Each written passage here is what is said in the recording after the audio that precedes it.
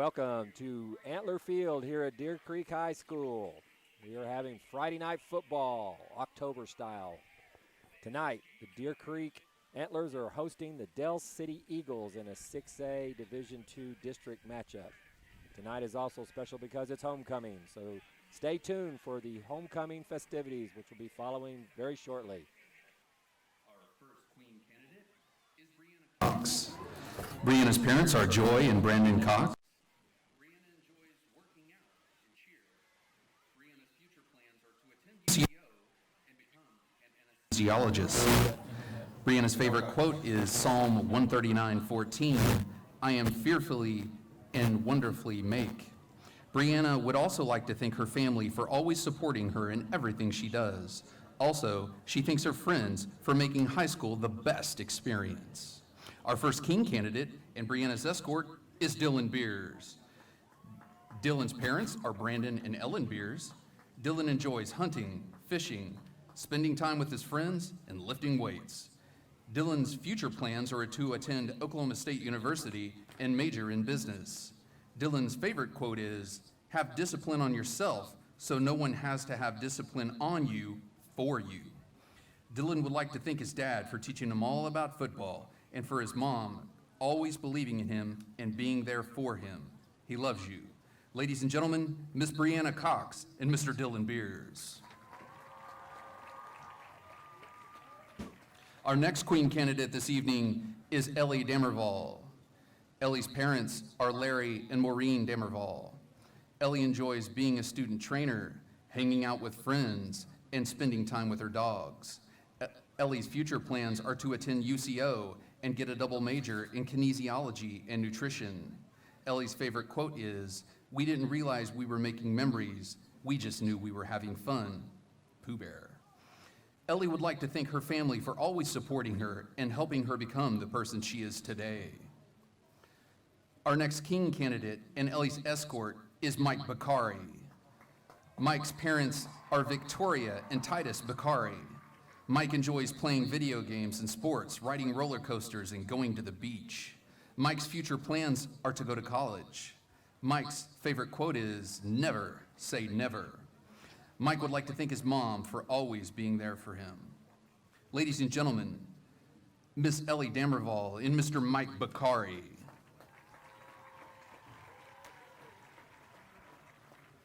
Our next Queen candidate is Ashlyn Hasselwander. Ashlyn's parents are Doug and Jennifer Hasselwander. Ashlyn enjoys going to the lake, going to football games, and spending time with friends and family.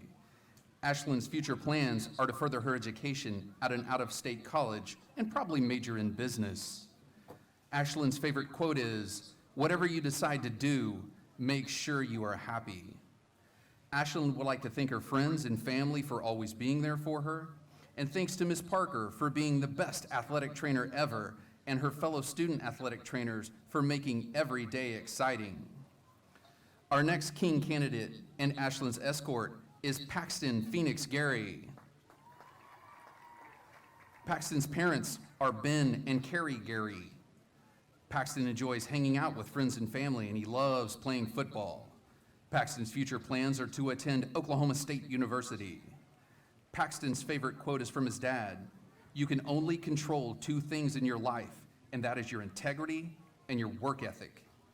Paxton would like to thank his friends and family for always giving him a good time. He would especially like to thank his mom and dad for pushing him to be the best he can be. Ladies and gentlemen, Miss Ashlyn Hasselwander and Mr. Paxton Gary. Our next Queen candidate is Cheyenne Jones.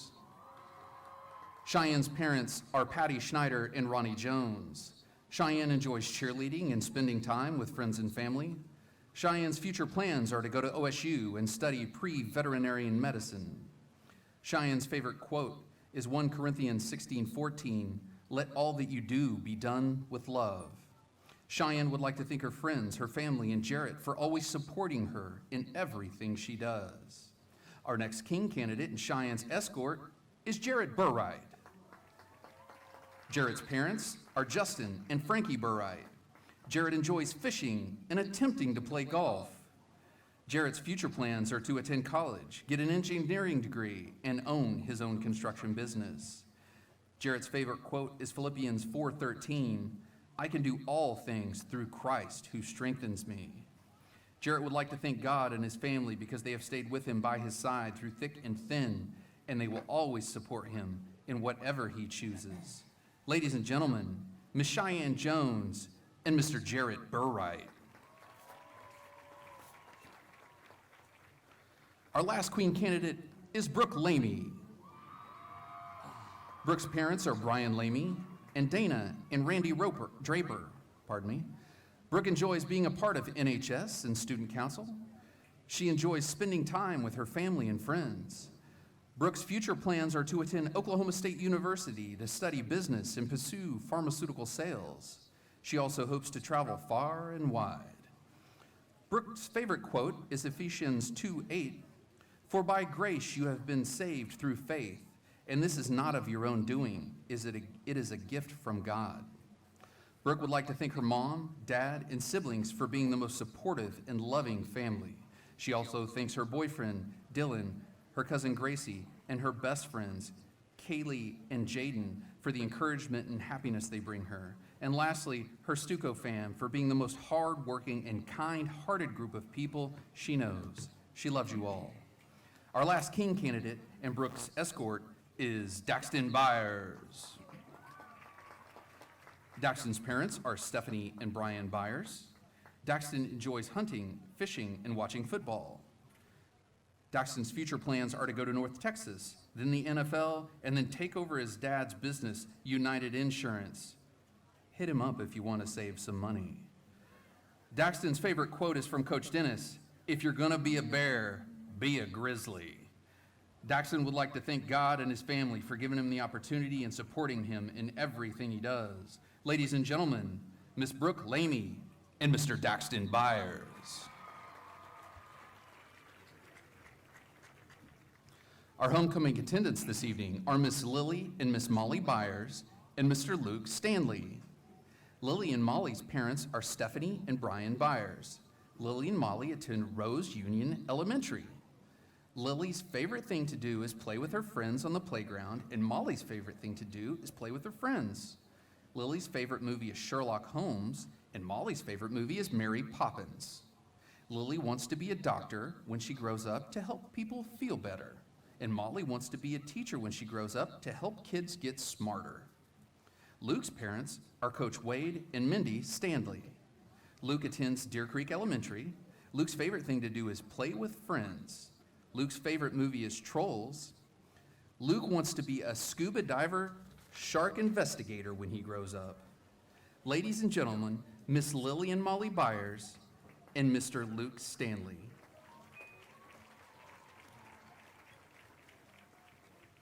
And now, the moment you've all been waiting for. Ladies and gentlemen, the 2018 homecoming Queen and King are Miss Brooke Lamy and Mr. Mike Bakari.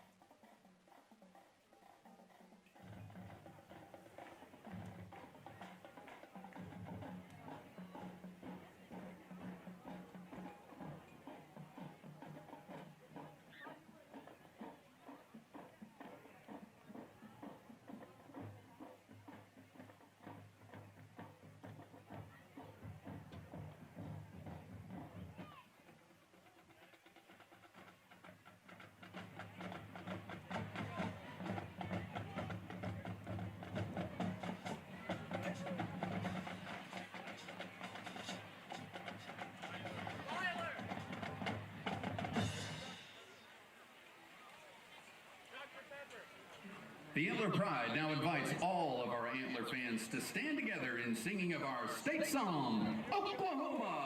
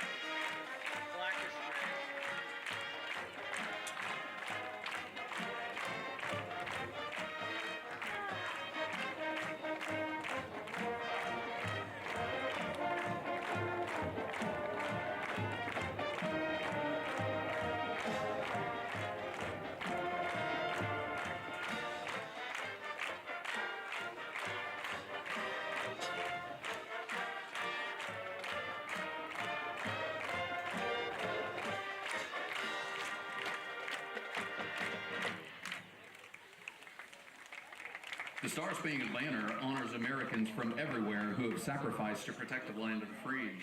Ladies and gentlemen, to honor our flag, those who defend it, and the freedom it represents, Superintendent Renette Tippins, Principal Melissa Jordan, Athletic Director Bill Bays invite you to join the Director of Bands, Darby Cassidy, and the Antler Pride Marching Band in the singing of our national anthem.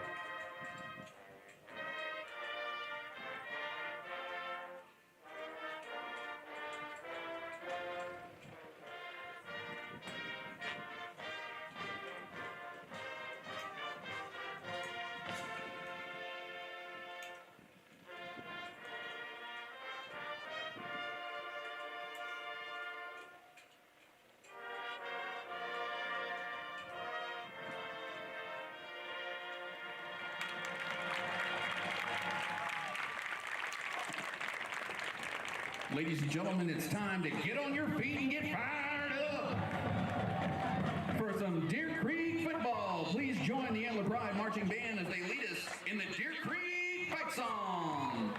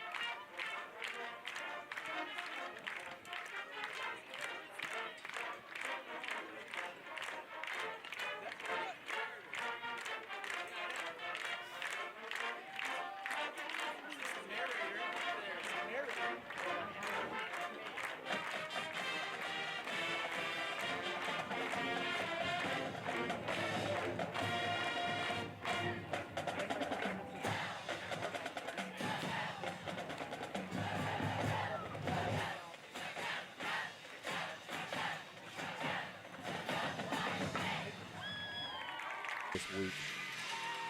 And here come the Antlers.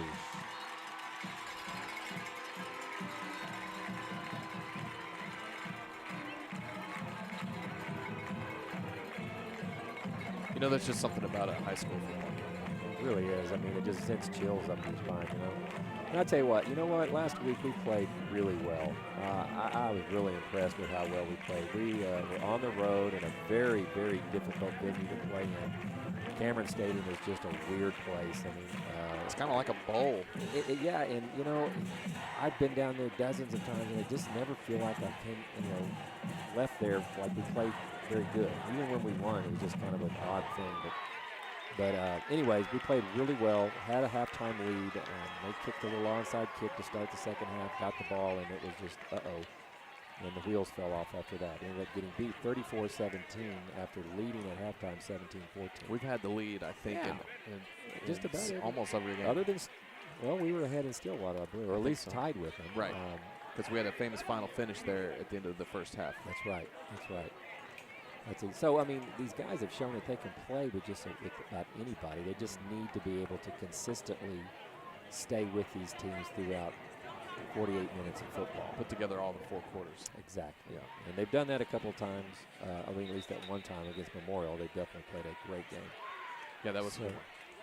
We didn't catch the toss. Did you catch that? I didn't catch the toss.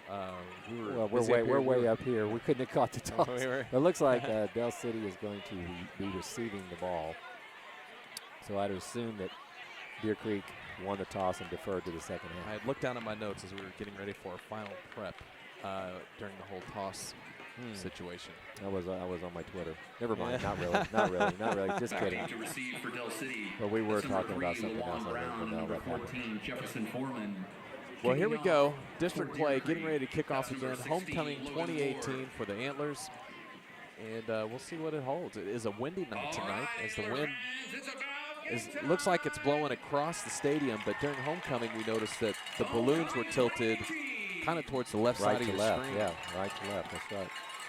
So it may be up high. It might be a swirl towards the Del City bench. So Logan Ward puts the ball into play and promptly puts the ball out of play. And Del City is going to start the ball with their first start of the game at the 25-yard line. That's Logan's 8th touchback of the year. We know in that first game he's very capable of kicking the onside kick as well. So he's a very talented kicker.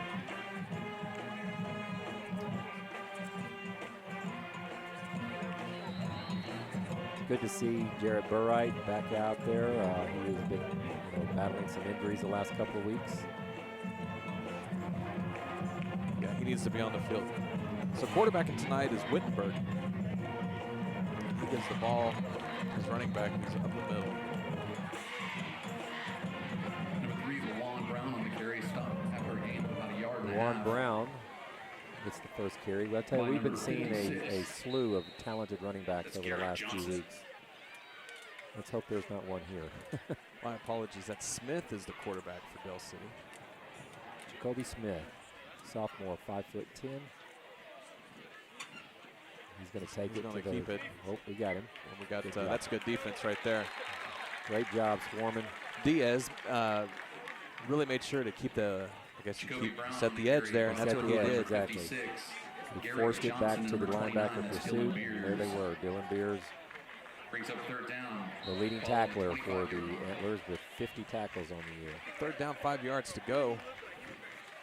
So the Antler defense doing some good early work. Jacoby Smith in the shotgun position. Gets the ball, and here we go. His first pass of the night, and it is caught. Oh, I thought that was picked. I did too. I thought we picked that thing. Caught by Jack Foreman.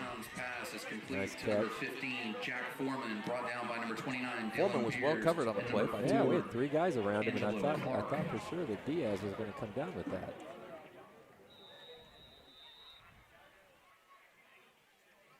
So Smith gives instructions to his offensive line. He's in the backfield with him is Tyus Messner.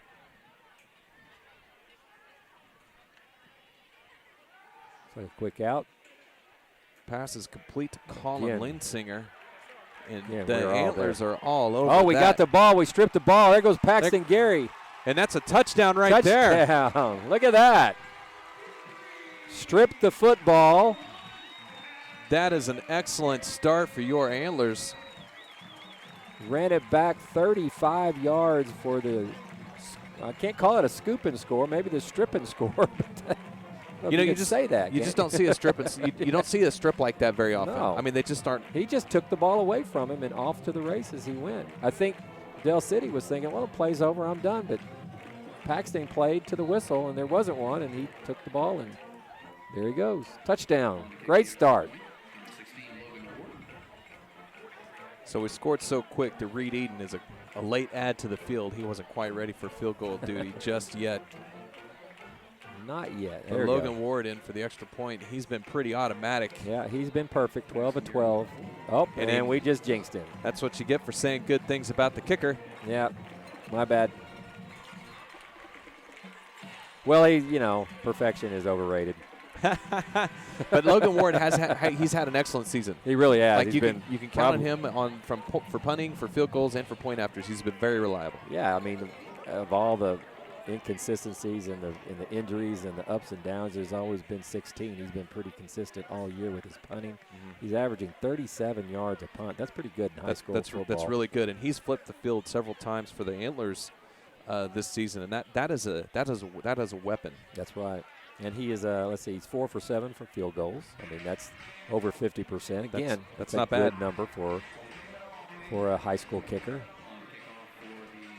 And we know he's got the talent to be able to pooch the ball and put it in spots or kick a nice little onside kick. He's done it 2 or 3 times this year.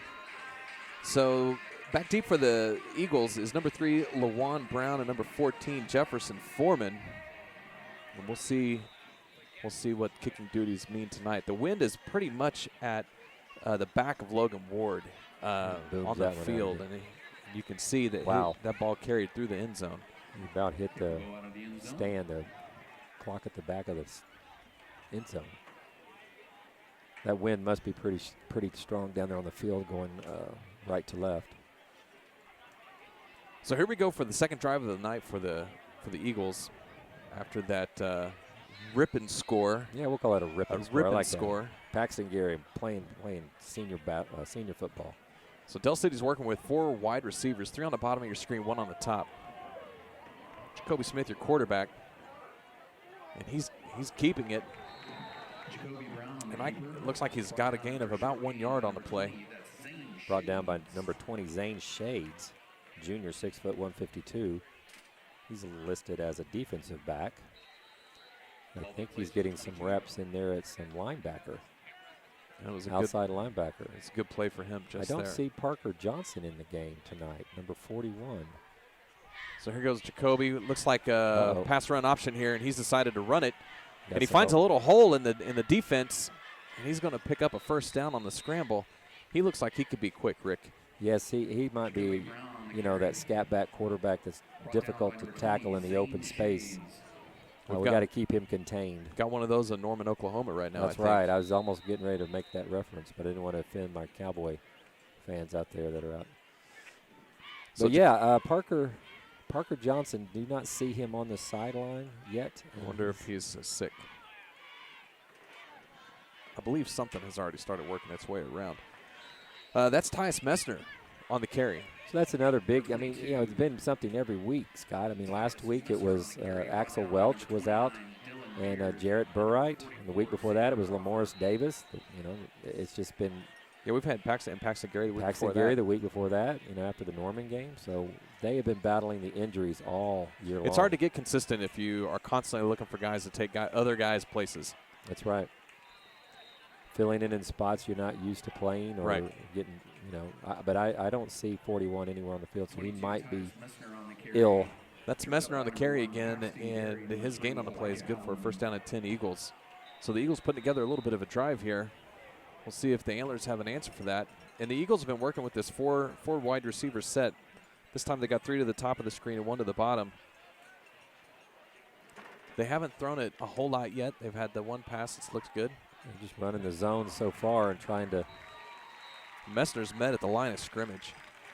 That was a nice play. 22, Tyus Messner on the carry. First contact, number 54, Reed Eden. Reed Eden's starting out really well. Sophomore, 6'2", 221. Playing the left defensive end. Second down, 9 yards to go for Del City. Again, you got the trips to the left and the single receiver to the right. You think at some point they're going to try to take a shot down the field with the single receiver. Right. Messner again on the carry. He's good for about 6 yards there. We'll bring up a third down.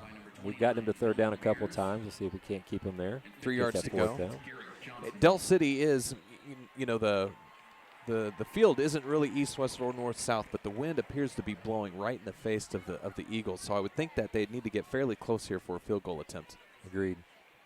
So we're going to have third down, about a long 3, maybe 4 yards to go. Up. And here we go with another quarterback scramble. There he goes. And he's going to pick up the first down. And that's tough to work through when you've got receivers and you're looking everywhere and you got a kid that can run Oh, quick. we got a penalty though, Scott. So that's There you going to go. holding on the Eagles.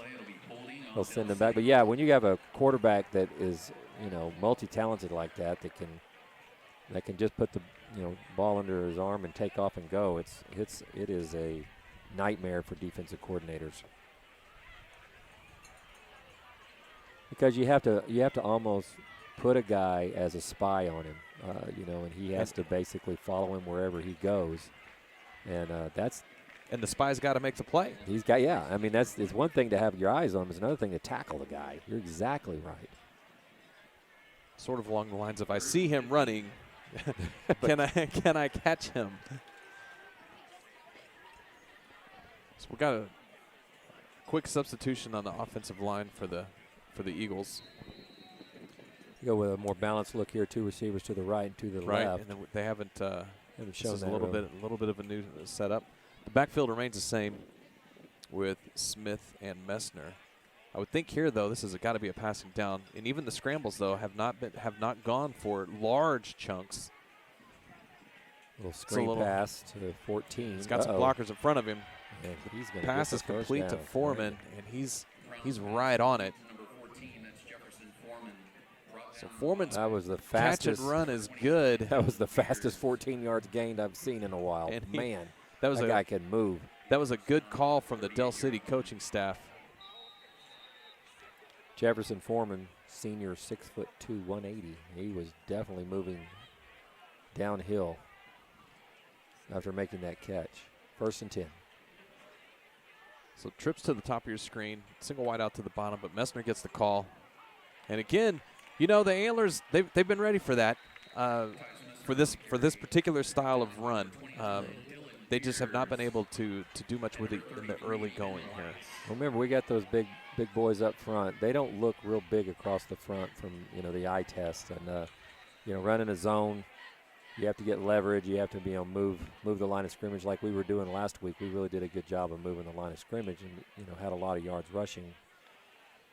That's not so much happening tonight with Del City. Now, unfortunately, we got a drop on that one. Number 4, Keyshawn Murray dropped that one. Smith has been on the money though with his throws. He has. So that's got to be a little scary. You got a kid that can throw the ball really well and has the legs to You know, the keep a quarterback, play yeah, the alive. quarterback last week, Wiley for Lawton. He was big, 6'3", 200-pound kid, kind of like the one from Southmore. Oh yeah. And he was a danger to, you know, put it under and run. Deep pass here, and ball's intended for Foreman. Ball's incomplete. Angelo Clark right there with him. So it's good defending for the Antlers there, and that's going to make it 4th down and 9 yards to go. And this is into the wind, so Right. So this is going to be an interesting kick. See where it ends up, because you can almost kick it, you know, full, you know, as you say, full strength. a regular punt, regular yeah. punt, because the wind should hold it up a little bit. But so that's Foreman in the punt Yeah. formation there. that's scary. Better So keep your you're- eyes on him. Your wide receiver, who just ate up 14 yards on the super quick a minute ago, is your punter. And the lefty boots it high There he towards the goes. Look at corner. The wind catches it. That is a Wow. good punt inside the 10-yard line from the wide receiver, Nice kick. and he hit it almost like a nice wedge. Like- he had some good backspin on it. It wasn't your traditional spiraled kick. Right. and it Hit hit. what's that little lacrosse kick or whatever, however they do that? What is that, rugby kicking? Where they Australian. Australian, okay. Okay, I knew I'd get the country down or somewhere like, but yeah, he put it right on the 5 and it backed up, just like a good, like you said, a good wedge shot, and it's 1st and 10 Antlers for their first offensive possession of the game with 6:18 to go in the first quarter. So here come the Antlers for their first possession of the night offensively. Backed up, and that's Diaz taking a direct snap and squirts his way to about the 14-yard line. We had no problems moving the football on the ground last week. It was big guys up front was definitely moving the line of scrimmage. We got some new play placards here on the sidelines. Yeah, new method of last week we were shuttling in with wide receivers. I think that might have something to do with our quarterback being a sophomore. It's good to see Axel Welch back in the game, number 12. So here goes Diaz again from the quarterback position, and into the fray he goes, and he's going to be close to a first down, maybe just a little bit short. Yep. A couple Wildcat formations. He got big number 44. Big number that doesn't have a we name with a number. Sorry, Mom, Dad, 44 is yours. Our roster has a hole there. There's a hole there, but he is running lead on these for Diaz, and he is plowing the road, so he's doing a great job. So Diaz and the Wildcat. Oh, get north and south. I think the coaching staff must have seen something in film that they liked about this, and this is going to be close whether Diaz was able to get to the first down or not. I don't think he got it.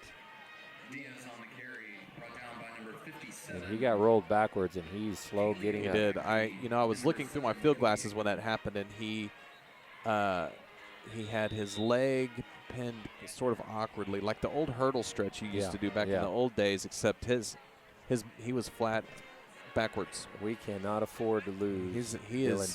He is a big guy. He is part of the special teams. He is on defense, a leader on defense, third leading tackler on the team. He is the second leading rusher. And, what else can we say? I mean, he's also got 13 receptions for 221 yards. So he has been Mr. Everything for us. He has been an asset this year on both sides of the ball. But he's had trouble with that one leg. Since the Norman game, he's had a little bit of trouble. So it looks like they're looking at his right leg. And got my field glasses on him, but the trainer's sitting right between me and him, so I can't see what they're working on. Well, when you have the head coach, another coach, the trainer, and all the trainer and the managers all around, that usually means that there's high value in who they're dealing with. When I got injured, I didn't get all that attention. I just got the wave. Come on, walk it off. Come on. Rub some dirt on it. You're messing up the drill. Get out of the way. Dylan has the undivided attention of several coaches and the trainers. He's walking a little gingerly off the field. We hope we can walk that off. Put some tape on it, kid, and get back out there. Because if he comes out, you're losing you already lost Parker Johnson, your second leading tackler, and he's your third leading tackler. That's a big hole to fill defensively. Well, he came up about a yard short of the line to gain. So here comes Logan Ward for his first punt of the game, and he's going to have the wind at his back. So I would anticipate a pretty good punt here from Logan. 22 punts, averaging 37 yards a kick. That's again pretty good for high school football. See if he can get us out of this hole. Bad snap. He's got time, and he gets it off. He gets off a great punt. Backs the Del City player up to the 40-yard line, and he retreats again, and that is Foreman. And Foreman manages to all that running, and I think he gained about 3 yards on the return. Yeah, 44-yard kick. Wow. And he had to hurry it. Great kick. So let's see how they handle having Diaz out of the game. He's sitting on the bench, getting looked over by the trainers and the team doctor. In will come number 17, Mason Martin, senior, 5'9", 158. We got Gary and Clark on the corners. We got Elijah Allen, one of the safeties. Number 20, Zane Shades. And 17, Mason Martin are taking the place of Johnson and Diaz. So that's Smith on the carry, and he makes it around the left edge there for about a 5-yard gain.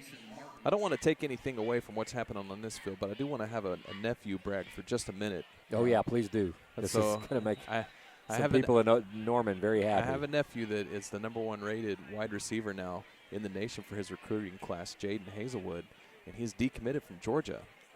And so he has reopened his recruitment process, and my brother just sent a message saying that Jaden has 2 TDs tonight in his ball game. So wow, great way to go. But I got history with the dad. Jeremy's a former player back in the 90s. Great kid. The good old days. Good old days. So, action on the field here. We have a face mask on us. It's going to hurt. Again, if you're just joining us, no Parker Johnson, and we have Dylan Diaz still being tended to on the bench. He has got a huddle around him, and his body language is not good. So we'll keep an eye on him. That's a developing situation. The penalty stepped off to the 30-yard line, so here comes the Eagles from the 30. They're going to take that shot downfield. So that's Foreman again, and he had the inside track on Paxton Gary. He has the height advantage and the speed, it looks like, to get by him, and he did. That's going to be a tough matchup for Paxton, I think. Yeah, Paxton is 5'9", and let's see, Mr. Foreman's at 6'2". But we thought they would take that shot eventually, and they did. Just overthrew him a little bit. Gary's going to shade him to the inside now. So Smith and Mesner in the backfield. Smith, your quarterback, and here he comes to Foreman, who makes a great catch, and a lot of fancy footwork, and he picked up a couple more yards on that. Great tackle by Jackson Jordan, sophomore, coming in from behind, running him down. Daxton Byers checking back into the ball game for the Antlers. So the gain on a play is good to the 21-yard line, just up the field from. So it's 3rd down and about, a long 2 here. The Antlers have had pretty good run defense tonight, so I got to think if Del City comes at them up the middle, we can get it. Well, they sure as shooting. They found a crease in there, and that was Messner. That was the first time they really got some good angles on our right side of our defense, their left side. They kind of crashed us down, and Messner just cut back to his left and found some open space. He found a lane.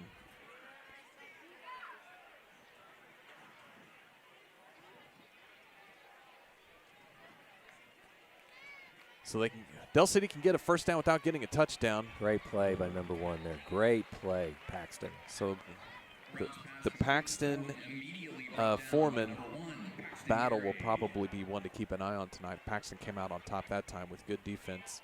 What you do, if you throw those little hitch routes, those little out routes, you don't try to cover it. You just go tackle it. You hit them hard. You make them feel your presence, and that's exactly what he did. No yards after catch on that. Right, and 14 will feel that as the game gets in. Right. He'll start feeling, maybe that'll create a drop later on. So 2 receivers at the top of your screen, 1 at the bottom for the Eagles as they are inside the 10-yard line. Messner gets the ball into the middle. Good job, and Mr. Eden. we've got that figured out. We've got that inside run right now covered up fairly well. Reed Eden again making a huge play there. Just a sophomore, 6'2", 221, and Mr. Messner felt all 221 pounds there. He got popped pretty good. 3rd down and about Big 5 play. yards to go. Let's go defense. Messner and Smith in the backfield. Here we go. It's a bad snap. Smith's in trouble. All over him. Yes. And we got him. Excellent play there from the bad center exchange. I know the fumble helped us a little bit, but that is our 2nd sack of the entire year, Scott. That's a big one. And what a great time to have it. Because of the win, this puts you into a weird do you go for the field goal or not situation, and it doesn't look like they're going to go for it. So it's going to be 4th down, about 16 yards to go. Big sack there, big. And Del City's going to go for it. And again, the wind is in their face. 4 wide receivers. Sprint out to the right. Smith's He's looking looking this in the way. end zone. He's looking. He throws A big ball into the air. Knock it and it's down. going to be knocked There down we by go. the Great defensive job. backs. And that is an excellent stand for Elijah your Allen. Antlers. Now, most kids would have gone up and caught that. And here's what would have happened if you did that. Well, I guess you're going to get the ball on the 20-yard line right? anyways, right? That was that. Yeah, that was the line. That was the line of scrimmage anyway. So if he catches it, it's on the 20. If he doesn't catch it, it's on the 20. I was going to say, if you're back there at the 24, 25-yard line, you lose 5 yards out of making the interception. Right. So good job, Elijah. Well done. And sometimes you just want to grab that sucker and just run. Lamorris Davis in the game. Good to see him. Good to see him back. Huska in the game now, running quarterback. So Lamorris met at the line of scrimmage. So back to our more traditional look here for the Antlers. Carry on number 2, that's Lamorris Davis, brought down by a host of Eagles, including number 44, that's Jeremiah Thomas. Well, I finally got eyes on 41. He is in street clothes. 41 is. Yeah, it's Parker Johnson. We've been looking for him. Yep. So Huska and Davis in the backfield. Huska's looking for. Huska's looking for Number who was it? 87. That is Randy Right, Childers. Randy Childers. Childers. He's not And, Childers. Childers lost his balance there. I think he makes that catch. Yep. I like Huska. Yes. When he throws the ball, his receivers have a chance to catch it. That's so critical. That's right. Oh, we didn't have Welch last week.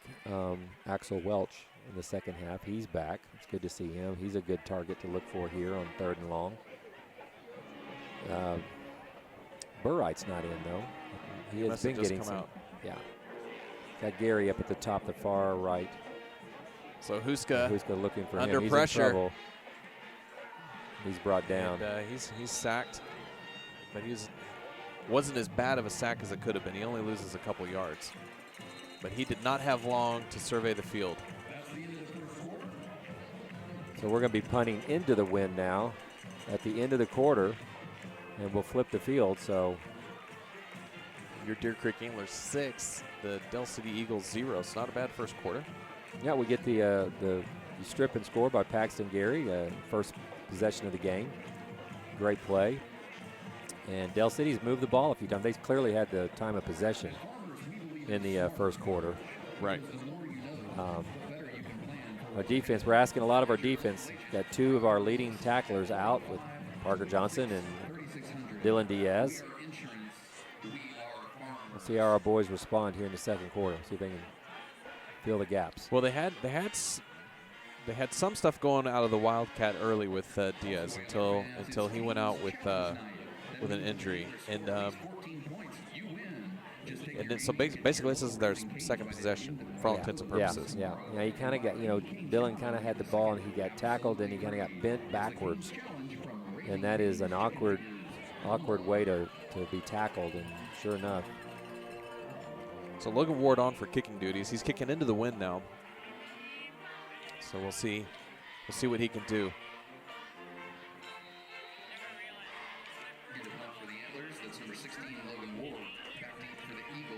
It's going to be Foreman who's set to receive this punt, and Foreman has potential to be electric. That's a good kick against the wind. Get that bounce. There you go. Number 7 fields it. So Kobe Higgins takes it on the hop, and Logan did a good job there, just almost sending a bullet into that wind. Right, exactly. That's how you got to drive those. it. Had a 30-yard kick into the wind. Good job. The Eagles are going to get the ball at the 47.5-yard line. 1st and 10 for them. And they've been able to move the ball a little bit, but they haven't been able to get any points from any of their drives. Just you mentioned earlier, they probably dominated the time of possession in the first quarter and moved the football, but again, you got to put it in the end zone. They've had a big play to go against them twice. That the interception, the strip and score and the sack. and then the big sack. So here comes Smith on the quarterback keeper. And he's going to pick up about 12 yards on the play. So it's going to be good for the first down. He stuck the football right into the gut of Mesner like he was going to hand it off and pull it out at the last second. Again, that's just a very tough assignment for your linebackers to keep up with a quarterback that can run like that. Great speed. Got to honor that. That one goes to Mesner right up the guts. The Antlers have been able to stop that play all night. During that first quarter, they were able to stop that play, but this time Mesner gets through there for a nice gain on the play. I was going to say that's probably the first time they've really gotten in any kind of positive yards on that inside zone play. And it was probably set up from the scramble that Smith just had. Right. You're right. So we got 4 wide receivers, 3 at the top, 1 at the bottom. Del City handing it to Mesner again. There we are. That's how it needs to be. Right. Met at the line of scrimmage. Maybe picks up 2 on the play. Mesner on the carry again. Brought down by Garrett Johnson and Dylan Beers. Number 44 is Garrett Johnson, I believe that's his name. Nope, that's 56. I don't have a 44. You have a 56 out there.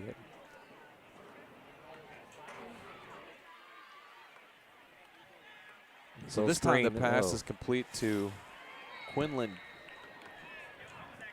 Check that. Let me check his number. Thought that was number 10 that caught it. Was that Foreman? Yeah, it was Foreman. Yeah. Foreman again. Way on the other side of the field. Okay, that's there he 14. is. Okay, yep. He's got sticky hands, man. If he gets close to him, he's hauling it in. Well, they definitely like putting him on the island out there with single coverage. It's going to be first and goal. Another bad snap. Smith is going to keep it here, and he's into the end zone pretty easily. It's going to be touchdown Del City. So they've been moving the football. They finally punched it in this time, but when they get this crazy formation.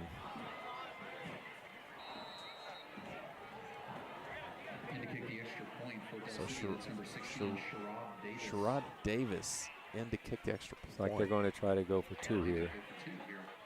And you're not getting in, son. Nope, not today. All right, Great play. So good Great defense job. by the Antlers. Keep it a tied game. There we go.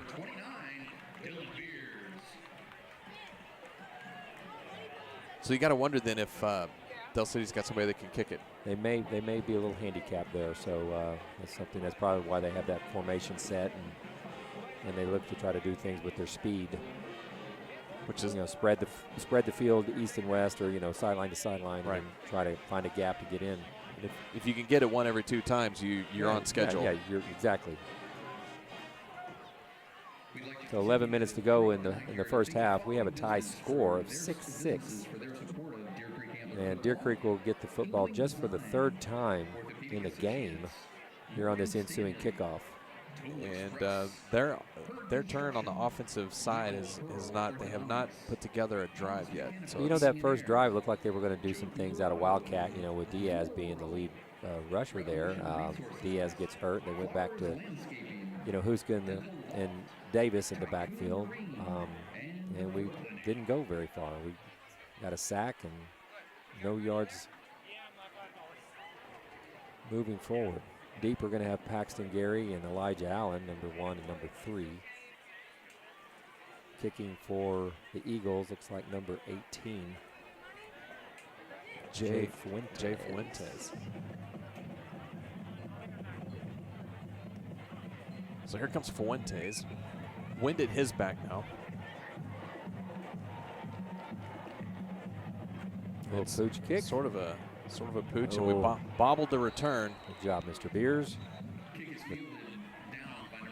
Bounced off the chest of Zane Shades, and Dylan Beers was there to recover it and secure it for the Antlers. If you're not used to catching the thing, sometimes when it comes to you on a kickoff, you're just not ready, even though you think you should be.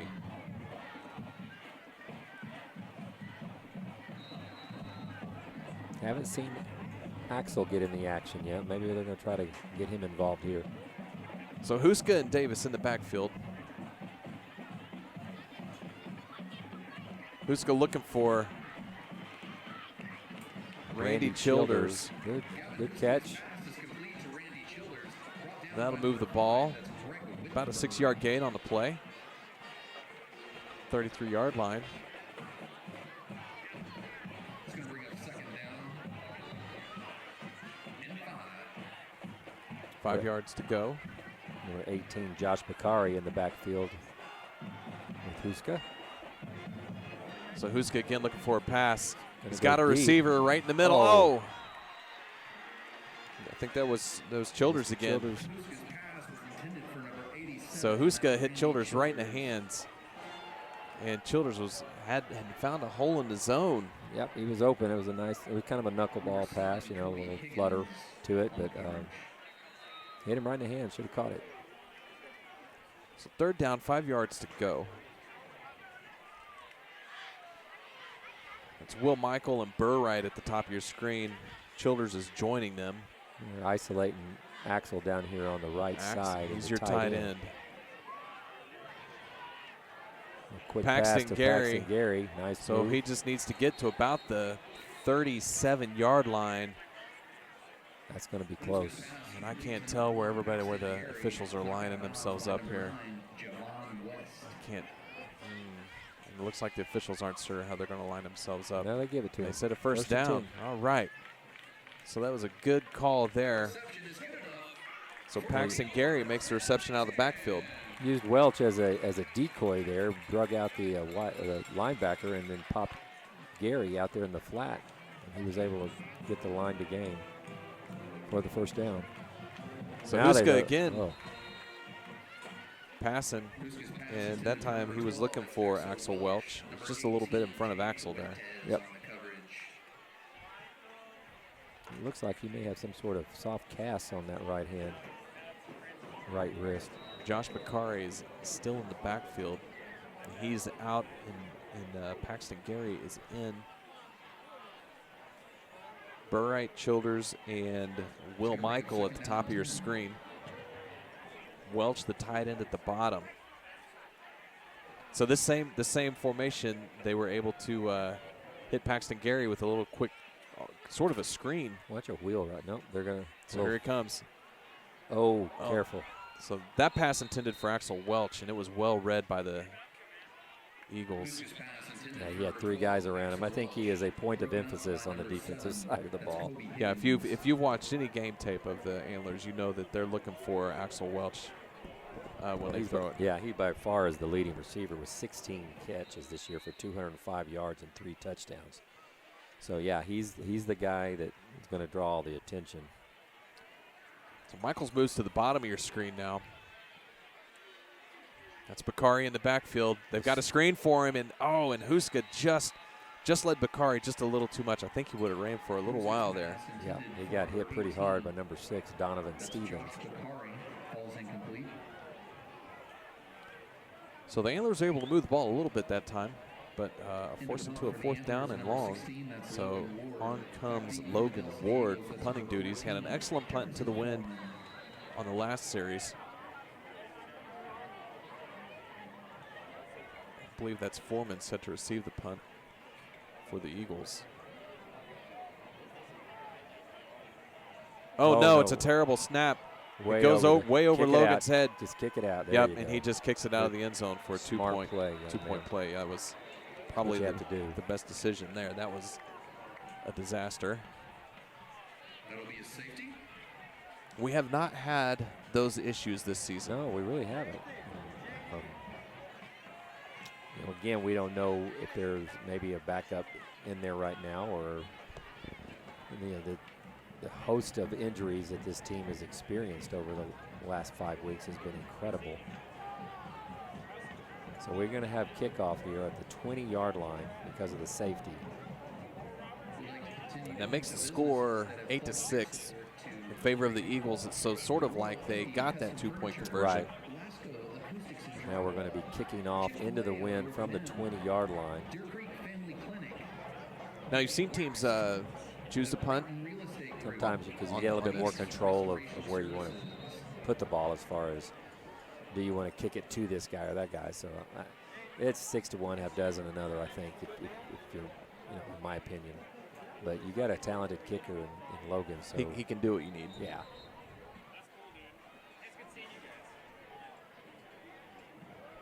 So Deer Creek's talking about kick coverage. Foreman is going to be the deep guy for Del City. You want to kick away from him. He appears like he can be a lethal player and has shown some flashes of that tonight when the balls come his way. Joining Foreman deep is LaJuan Brown, number 3. So we'll see. It looks like Logan's going to tee this guy up. Logan Ward in to kick off for the Antlers. Yeah, you know, they've been very unorthodox in how they approach things. Watch for something unusual. Coach Stanley doesn't mind rolling the dice here. You know what? You're right. We haven't seen we've seen all kinds of stuff this year. So Logan puts the foot into it. Number 1 receives it. It's fielded by Colin Leisinger. So that's not bad considering, where, what you're facing there against the wind, and kept it away from Foreman. Right. You don't want Foreman This to is touch manageable. the ball if possible. This field position is not the best, but it is manageable. Right. And we do know that they're probably not going to, try for a field goal. That, what they're going to be doing is they're going to be either punting or they're going to go for it on 4th down. 1st and 10 for the Eagles from the 46-yard line. Smith in the backfield is your quarterback. It looks like Mesner is next to him. In a lot of teams that we've played this year, too, they have rotated their running backs through there, and Del City has not done that yet. Exactly. So that's good. We're going to. I was about to say that was good defense. Well, when you get an elusive quarterback or running back, grab like at anything that, you can. Yeah, you just want to grab a hold, and they grabbed the back of his helmet and drug him down, and that is now a foul. Back when we played, that wasn't a foul, but they call it a face mask. It's not really a face mask, but it is grabbing the head, and that is potentially very dangerous to the player. So. And you don't see that too often anyway. So it's probably a good rule. For you all saw intents and what purposes. Smith did. He was hemmed in, and he just ducked his head right when we came to tackle him, and sure enough, we grabbed the helmet instead of the jersey. Unfortunate break for us here. Trips to the left, single receiver to the right. 1st and 10. About the 30-yard line there. Messner gets the call this time, and he has met at the line of scrimmage, and we have been pretty consistent there on that particular play. Just the one time when Messner's it almost for about seems 10 yards. Scott, it almost seems to me like they use that to set up The other stuff. things, for the quarterback keeper or maybe a quick pass to the outside. The one time Messner had the big run in there, Smith had just had that zone read and gone the other way for 10 yards. So here goes Smith on the keeper, and that's why you run the big guy up the middle. It loosens that up. You saw again how he was hemmed in, and he just finds a crease, and he's through it very quickly. So Jacoby Smith, he is a scatter kind of quarterback, man. Those feet are quick. Here we go, Mesner up the middle, and he found a hole. Uh-oh. And it's going to be touchdown Del City. A 20-yard touchdown run by Messner. They're probably going to go for 2 here. They're going to have this interesting formation.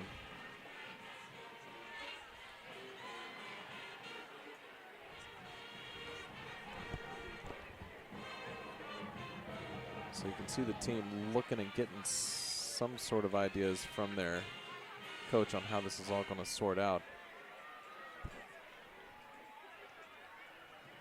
And it appears that this is going to be a field goal attempt.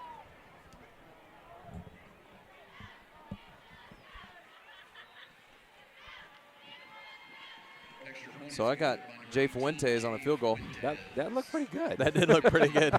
Maybe we have been fooled. I think we have been deluded. Shenaniganed. Yes, we have. We've been had. Oh, they no. do have it. He They kicked do that, have he a- kicked that pretty He well. kicked that with authority, didn't he? Yeah, he did. So all you Del City fans that might be listening, sorry. So there you go. That takes the Del City Eagles up to 15 with 8 minutes, 43 seconds left in the second quarter. Yeah, it's a 2-possession game now. You know, we got to find some sort of rhythm. We're just, Right. I mean, we've Offense right now is I stuck. think we've had probably 9 or 10 total, you know, maybe 12 plays total, the entire game. Our defense has been on the field nonstop. We scored on a defensive touchdown, so there's a lot of concern on the home sideline. I know Coach Stanley is trying to make those adjustments that we're going to need to make because of the injuries. We've been able to move the ball around in every game so far, especially in the first half. We seem to have our best fortune with that, but we have struggled this evening putting together some consistent drives. The speed of Del City is clearly bothering us. Their speed from their defensive linemen, their speed from their specialty players, their skill players. I mean, they have a ton of they're team really speed. fast. By far the quickest team we've seen all year. So here's Fuentes in to kick the ball off. And it blew off the tee. The greatest anticlimactic moment in football is when everybody's ready and the ball blows off the tee. Paxton Gary and Elijah Allen are your deep players. Elijah number 3, Paxton number 1. So we got the designated finger holder. Fuentes' kick goes to Elijah. And it looks like he may have a little gap if he can get in there. Okay. And so Elijah Allen Good returns job. the ball out to the 31-yard line. So not a bad return. And we'll have to see now if the Antlers can put together a drive. Sure would help right now. They're going into the wind. We need number 2 to have a big run. Maybe Morris can get something going here. I think he's going. Yep, he's going in. Burright's going to be in. Got Welch in there. We got our big hitters there offensively, guys that have been doing things all year long for us. So Welch is lining up sort of in that kind of wingback position. That He interior goes in slot, motion. yeah.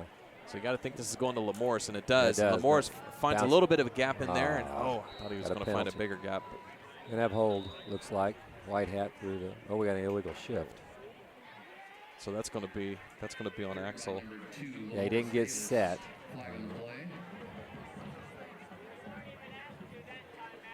So Axel Welch is probably the culprit there, but they don't really reveal numbers in high school No, officiating. they don't.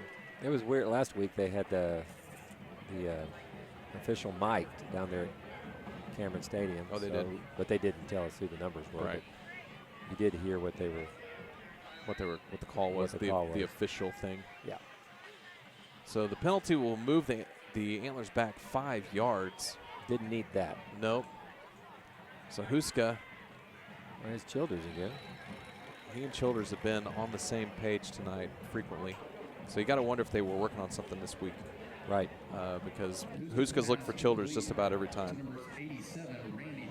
You know, we at times this year we've had trouble protecting the quarterback, and maybe that's part of the game plan is that these guys are really good up front and can get to the quarterback. So thus you have the shorter pass. We do know we were sacked earlier when we tried to pass it a little bit further downfield. So maybe that's part of the plan is, I mean, they have all their guys right up there on the line of scrimmage. So Huska finds, Oh! Huska's pass is intended for Axel Welch.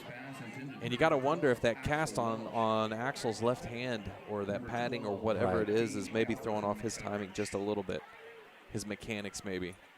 Yeah, he had just a step on Gage Galbraith. So that Free safety for the Eagles. And nice pass there by Huska. Yep. Burright he comes to the far right. He's going to be on the numbers. Childers just inside of him on the hash mark. So Lamorris is in motion. Let's see if who they go for here. Childers, nice So catch. Childers again, and he made his turn. I don't know. It's going to be depend on the spot. Looks like we're going to be a hair Right at short. the 40, and from like here it looks like the 10-yard. The line to gain is just past the 40. So I bet they measure this. Yeah. Yep. Our vantage point looks like he had to actually get past the 40-yard Yeah, line. you had to get that nose past the white mark. They got the and nose right on. So let's play hypotheticals here. You got to move the ball about 3 inches if you come up short, because that's about all it's going to be. Do you do that? Well, back in 15 years ago, you put your quarterback under center and you just did the quarterback sneak, and you a lot of times you get it. And this is not good. Seeing, is that Huska?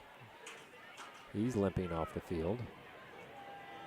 So that would possibly move Burright back to quarterback. And he is. He's going to be about 4 inches shy of the line to gain. So you've got 4th down and about 4 inches to go. Just under 8 minutes left to go in the second quarter. Huska's not going to be on the field for this particular play. We got 2 huddles down there. We have one huddle that's obviously the special teams, and we have the other huddle that is going to be the offense.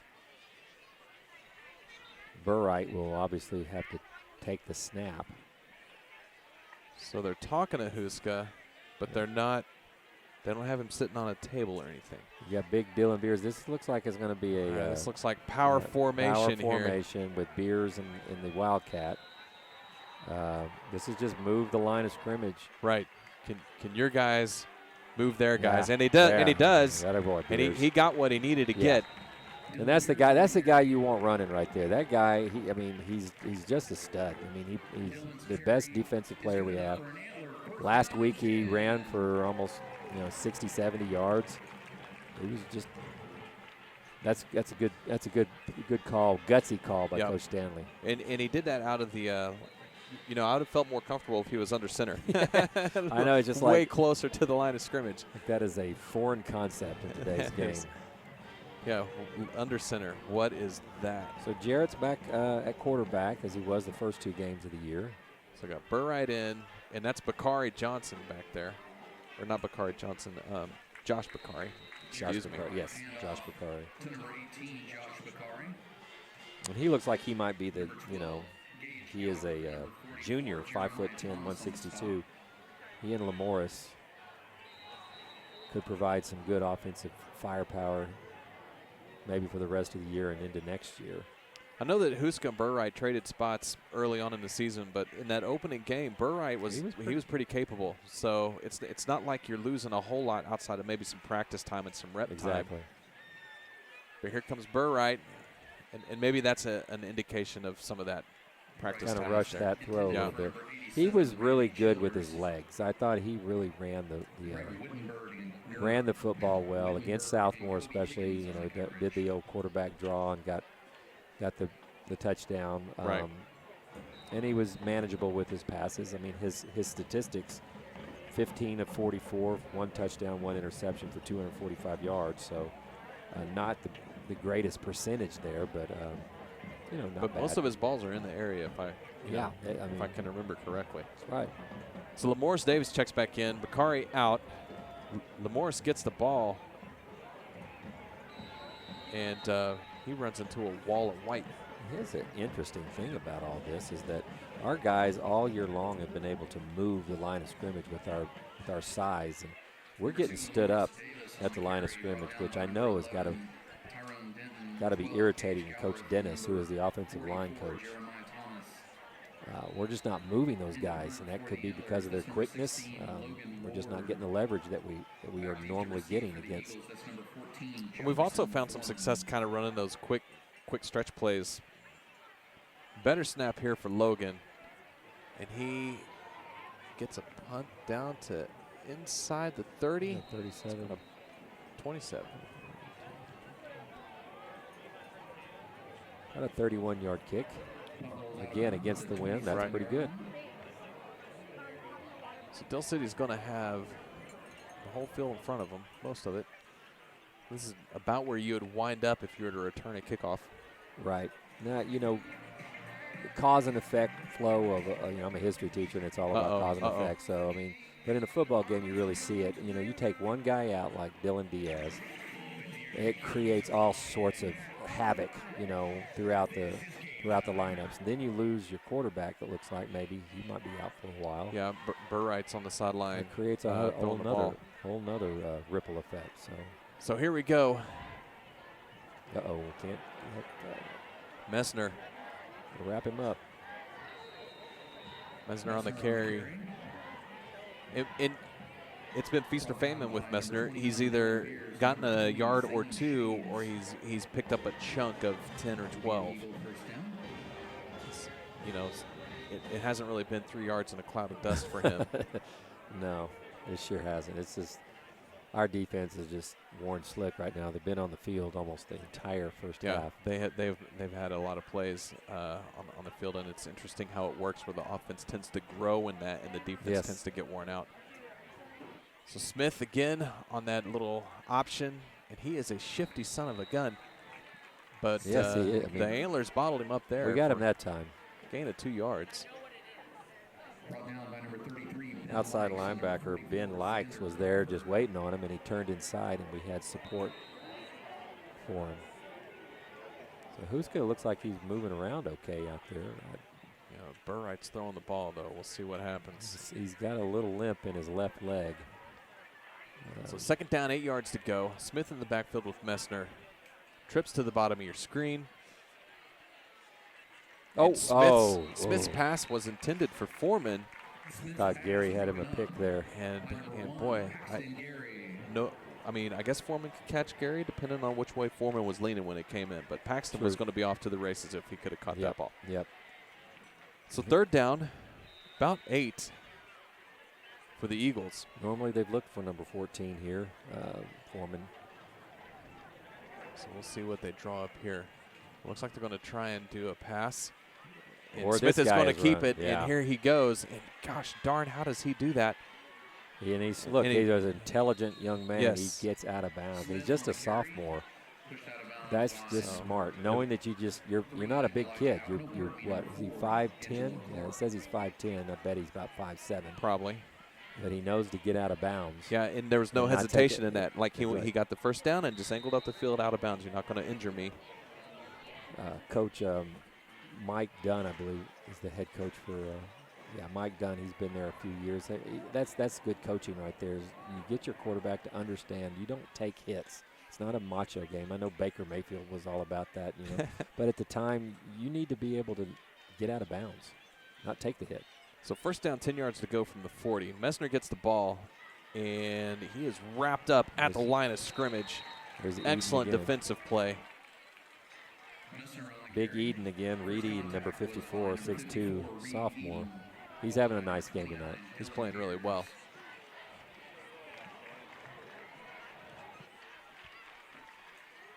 So 2nd down, 10 yards to go.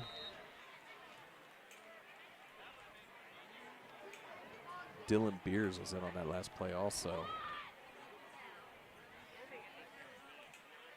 So here we go, a similar looking play to the one that Smith just torched us for some yardage on, and he, under pressure, throws an incomplete pass. Smart play. He didn't have a play, so throw it at the feet and nobody can pick it. I'm impressed with this sophomore. Yeah, he's making some very good decisions. I believe his pass was intended for number 1, Colin Reisinger. Well, There's a couple of receivers there in the area. He realized he wasn't going to get anywhere with his legs on that one. And again, rather than take a shot, just throw it, live to fight for another day. It's still 3rd and 10, So 3rd down, 10 yards to go. Defense is holding up well here. Del City puts trips to the top of your screen. Single wide out to the bottom. Messner and Smith in the backfield. A little slip screen to Foreman.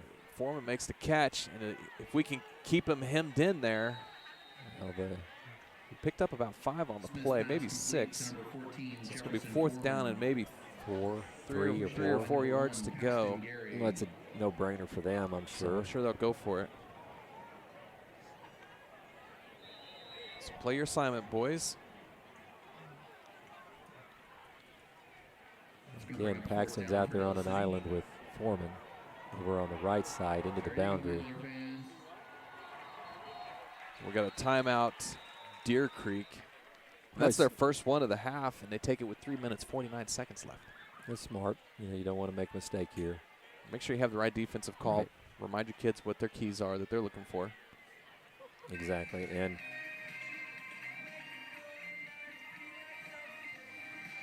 yeah, all the coaches right now, they're going over all their checks, making sure we understand what, in talking to their guys.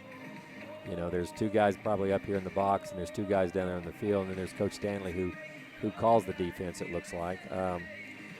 They're all making their checks. All right, make sure you don't – they like to run this or they like to do that. Be aware of this. Right. Del City doesn't look like they're going to try to trick you. They're going to do what they do. And You've got a list of tendencies, though, so Right, if and you're that's looking what they're at that, going over right now. Remember what we talked about in film. Remember what we talked about in practice. So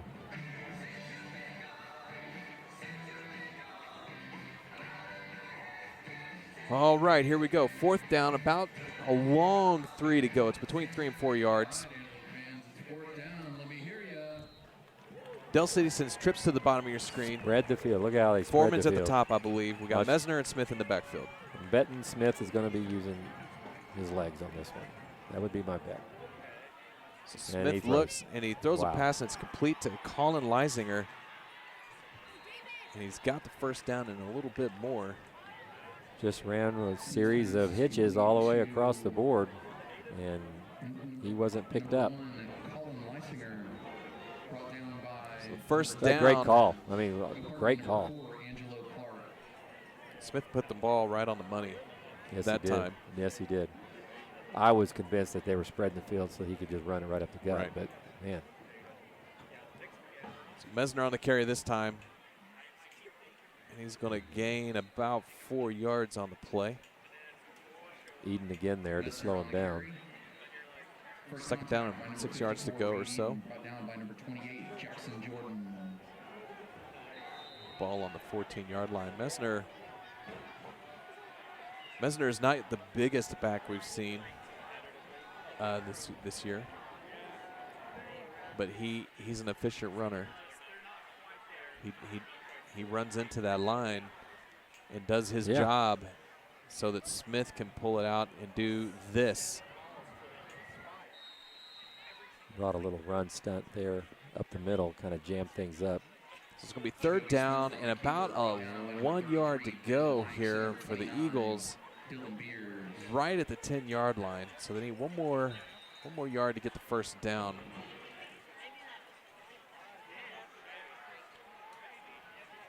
Foreman's at the top of the screen. No. Got a penalty on the Antlers on a hard count. That should give them a first and goal. You know, when you're playing those fast teams, you want to get any advantage you can get. Right. You look for those advantages. And So anticipating a snap count sometimes is one of those advantages until they. I tell you, I'm very impressed with Del City's coaching staff. They seem to have their kids doing exactly what they can do well, very well. They don't try to do things. So Smith on the quarterback keeper. 4 blue shirts launches around in. him. 4 blue shirts around him, and he still manages to get through and score. That is a tough guy to tackle. Very. We do have a flag down there at the 3-yard hold. line. So that'll go against Del City, negating the touchdown run. But that run just shows you some of the issues that teams are going to have with this quarterback. He's elusive. There's a reason why they're 4-1, and they haven't. Their only loss was in overtime. They've handled just about everybody they've beaten pretty well. And it's all about this team speed that they have. Man, they're just super fast. I don't think I think you're right. I don't think we've seen a team as fast as these guys. Lawton was quick. But they had a running back last week, and I cannot remember his name. I think it's Williams. He'd punish you as much as run around you. He was so hard to tackle. So Mesner again with the ball. He's got a lane in there, and I think he's going to sneak into the end zone.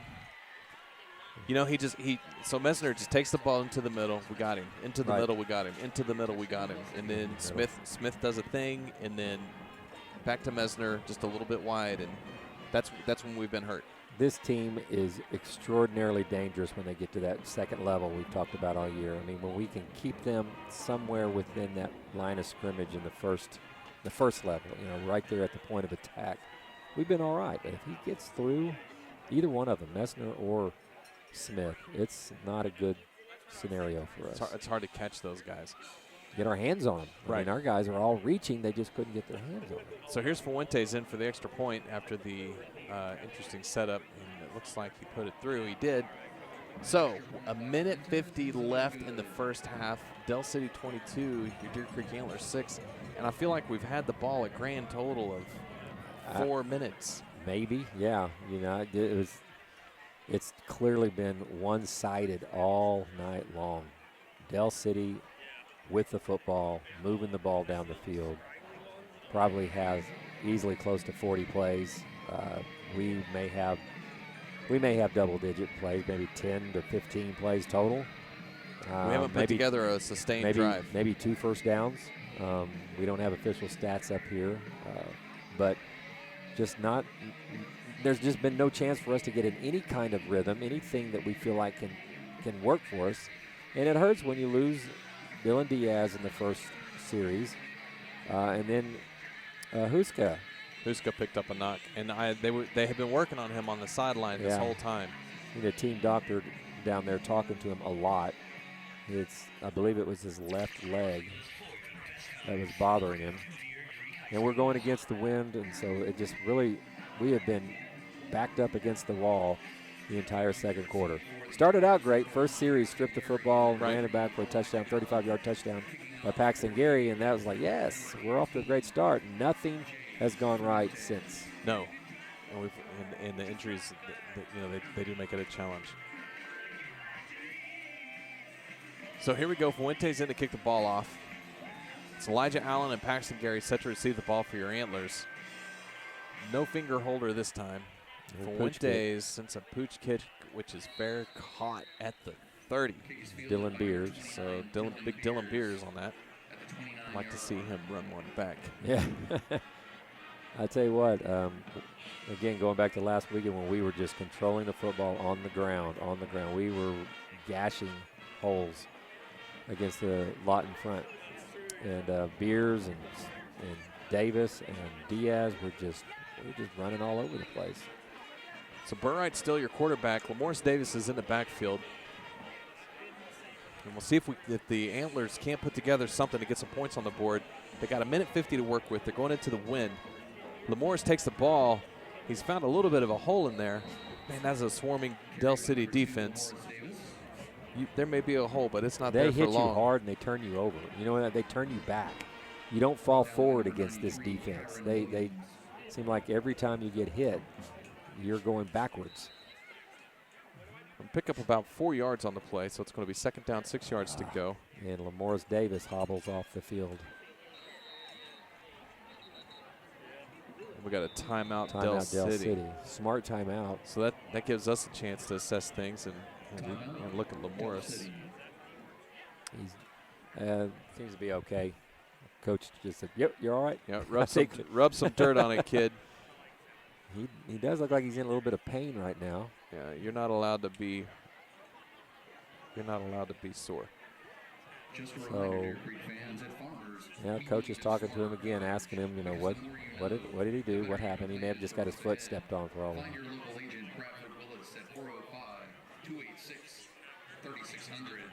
We are insurance. We are farmers. Also, it's Canes Challenge Night, and that means if the Antlers score 14 points, you win. So minute 16 to go in the first half. Del City calls a timeout. They'll probably call another one and see if they can't get one more chance at the football before halftime. Smart move by Coach Dunn.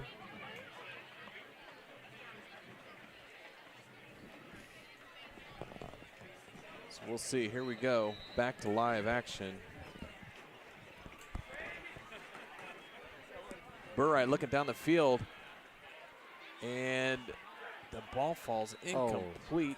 Going to big Axel. And now Axel is slow to get up. He hit the turf pretty hard and covered by Foreman.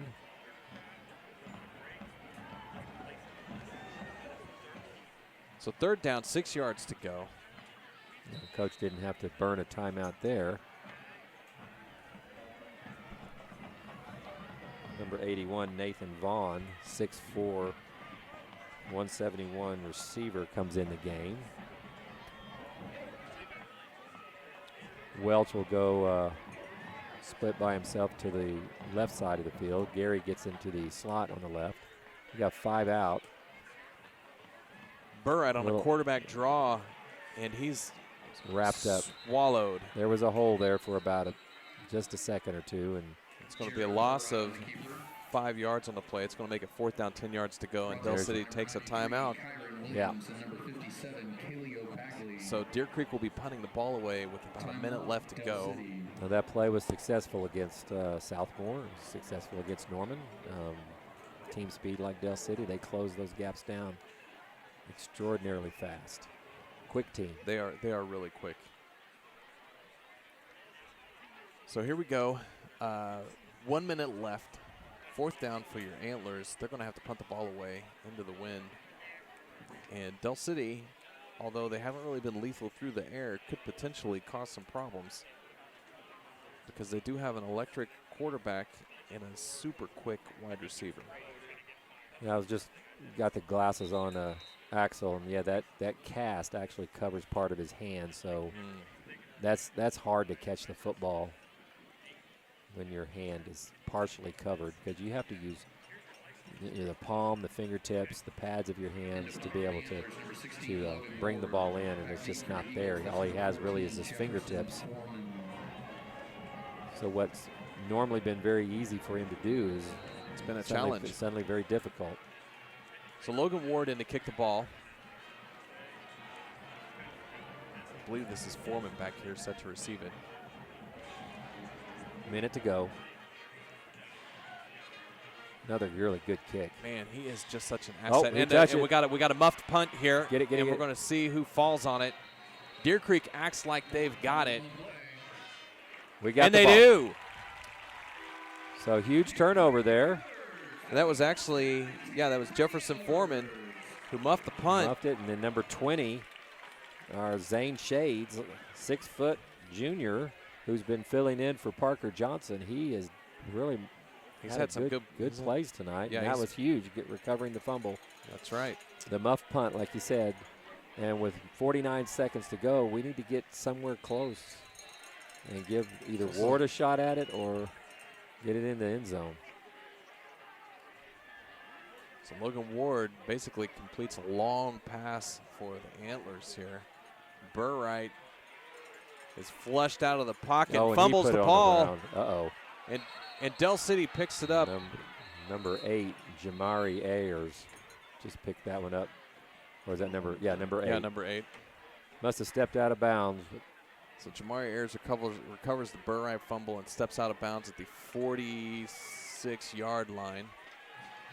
So what turned out to be a blessing wasn't. And is this not just a microcosm of what's been happening a lot this year? We have something good happen, and then we just can't take advantage of it. Right. It's just been a struggle. The guys have been fighting hard. They're well coached. They know what they're doing. It's just awful hard to overcome some mistakes and turnovers and such. And when you're playing the kind of talent that Deer Creek is playing this year, it's just. So 35 seconds left in the half. That was Mesner on the carry. He steps out of bounds. About a 4-yard gain on the play. It's going to be 2nd down. Clock does stop since the runner went out of bounds. We'll see what Del City dials up here. You got the whole field over there at the top with Foreman out there by himself. With Paxton. Paxton's on his inside. We'll see what happens. Yeah, they're going to look for him. Smith is looking up the field. There and he's got Foreman, and if Foreman can make the catch. Wow. This is a total wow. I mean, that was just exactly what we thought. They took advantage of the fact they had all the field out there, and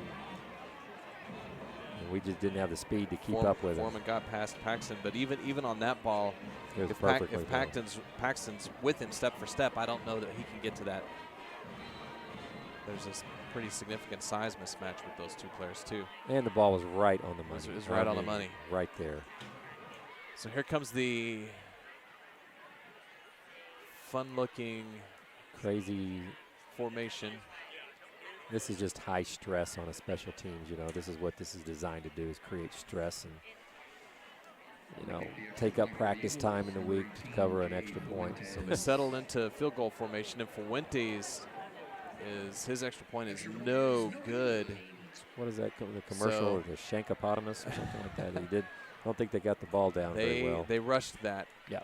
So 28-6, Del City over the Antlers, and there's 25 seconds left in the first half still.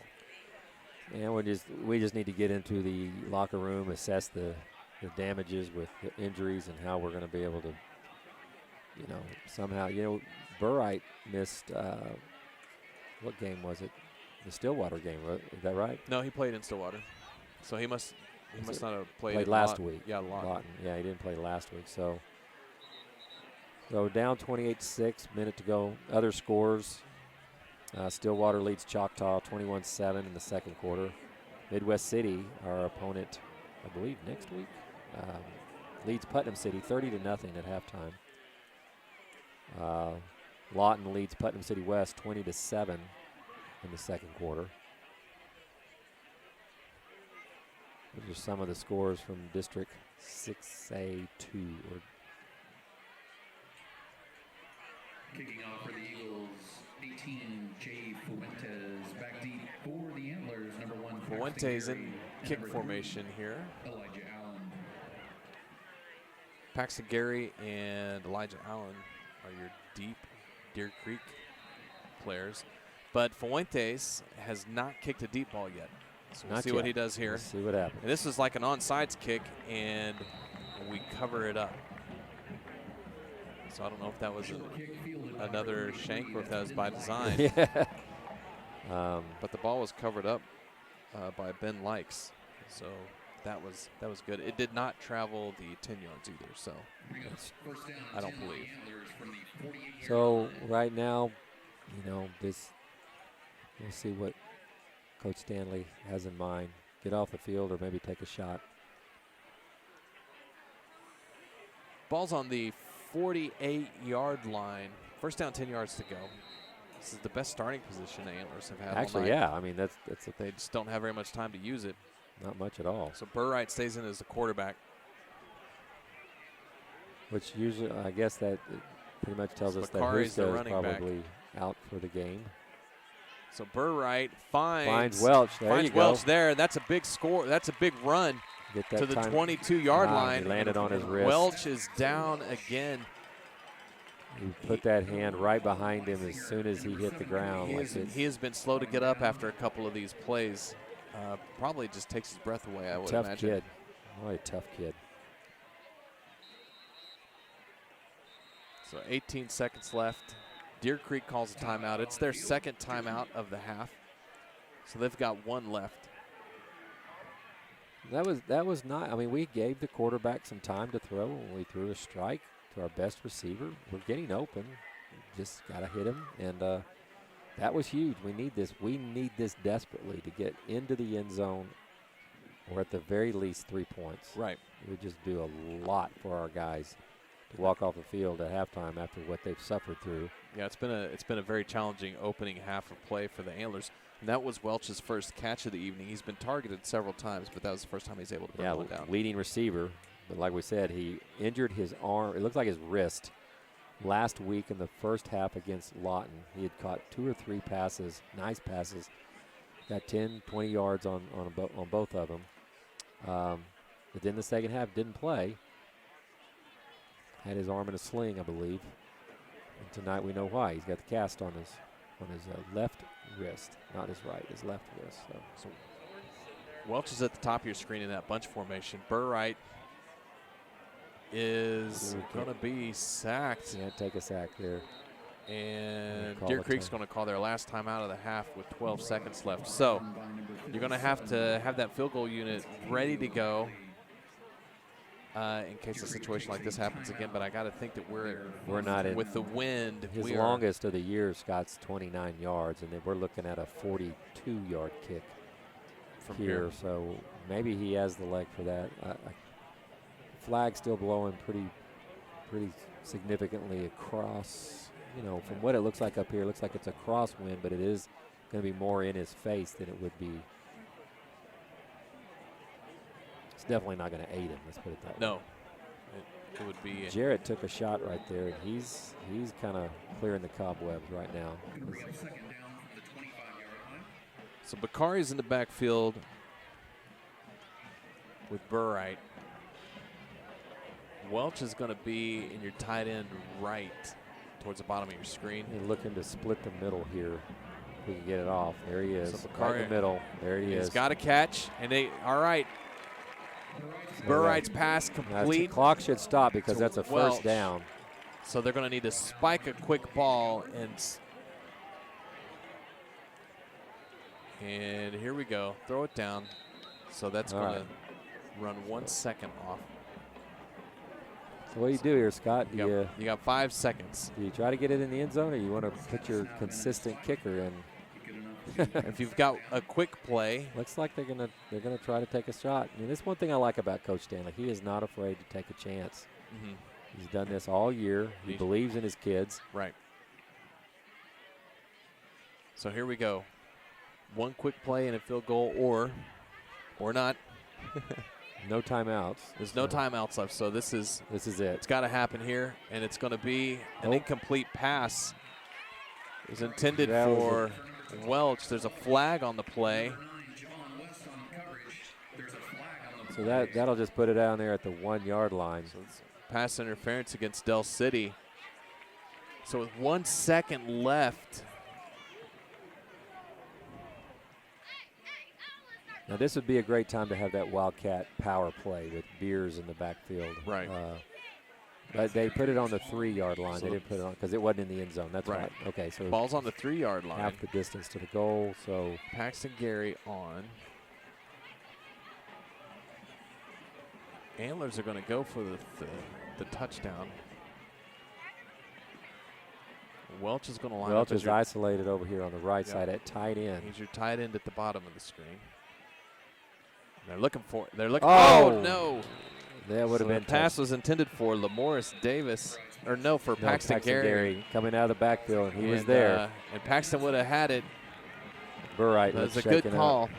That's a good play call. Yeah, a really good play call. It was right what it needed to be. But that's the end of the first half of play, with your Deer Creek Antlers 6 and the Del City Eagles 28.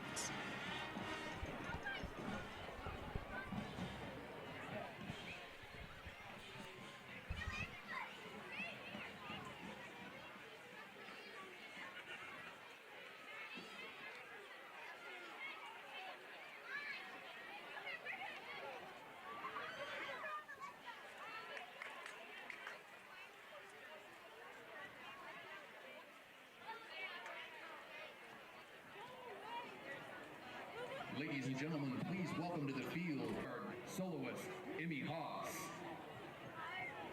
And now, under the field direction of drum majors Jaden Olin, Lana Hinsdale, and Kieran Sowerby, please welcome the one, the only, that band from Antler Land, the Antler Pride Marching Band.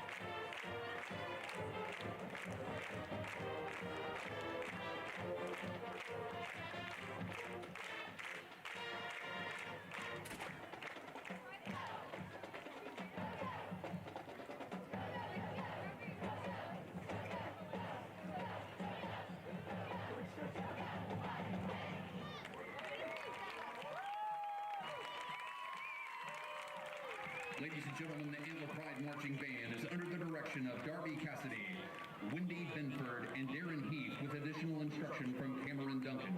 Tonight's music was arranged by Carol Chambers and Dave Marvin. Drill design is by Ryan Edgman. Color guard instruction and choreography is by Brandon Gibbons. Tomorrow, the band travels to Ada, Oklahoma, where they will compete in the East Central University Tiger Palooza Marching Invitational as defending champions. Please wish them good luck and give them one more round of applause. Ladies and gentlemen, the Deer Creek High School Antler Pride Marching Band.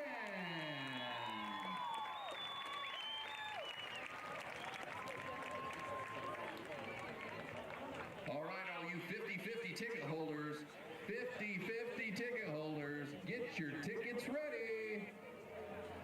Here we go. Get your tickets ready. For $368, the winning ticket is 573 8733.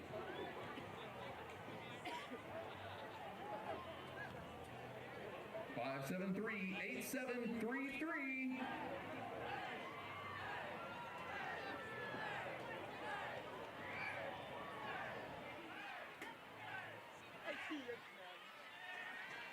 Looks like we have a winner. Go to the ticket booth by the home entrance. 50-50 ticket winner, 573-8733. Go to the ticket booth by the home entrance. Patty Snyder, your cell phone, Patty Snyder, your cell phone will be located at the home ticket booth. Patty Snyder, your cell phone will be at the home ticket booth. Patty Snyder.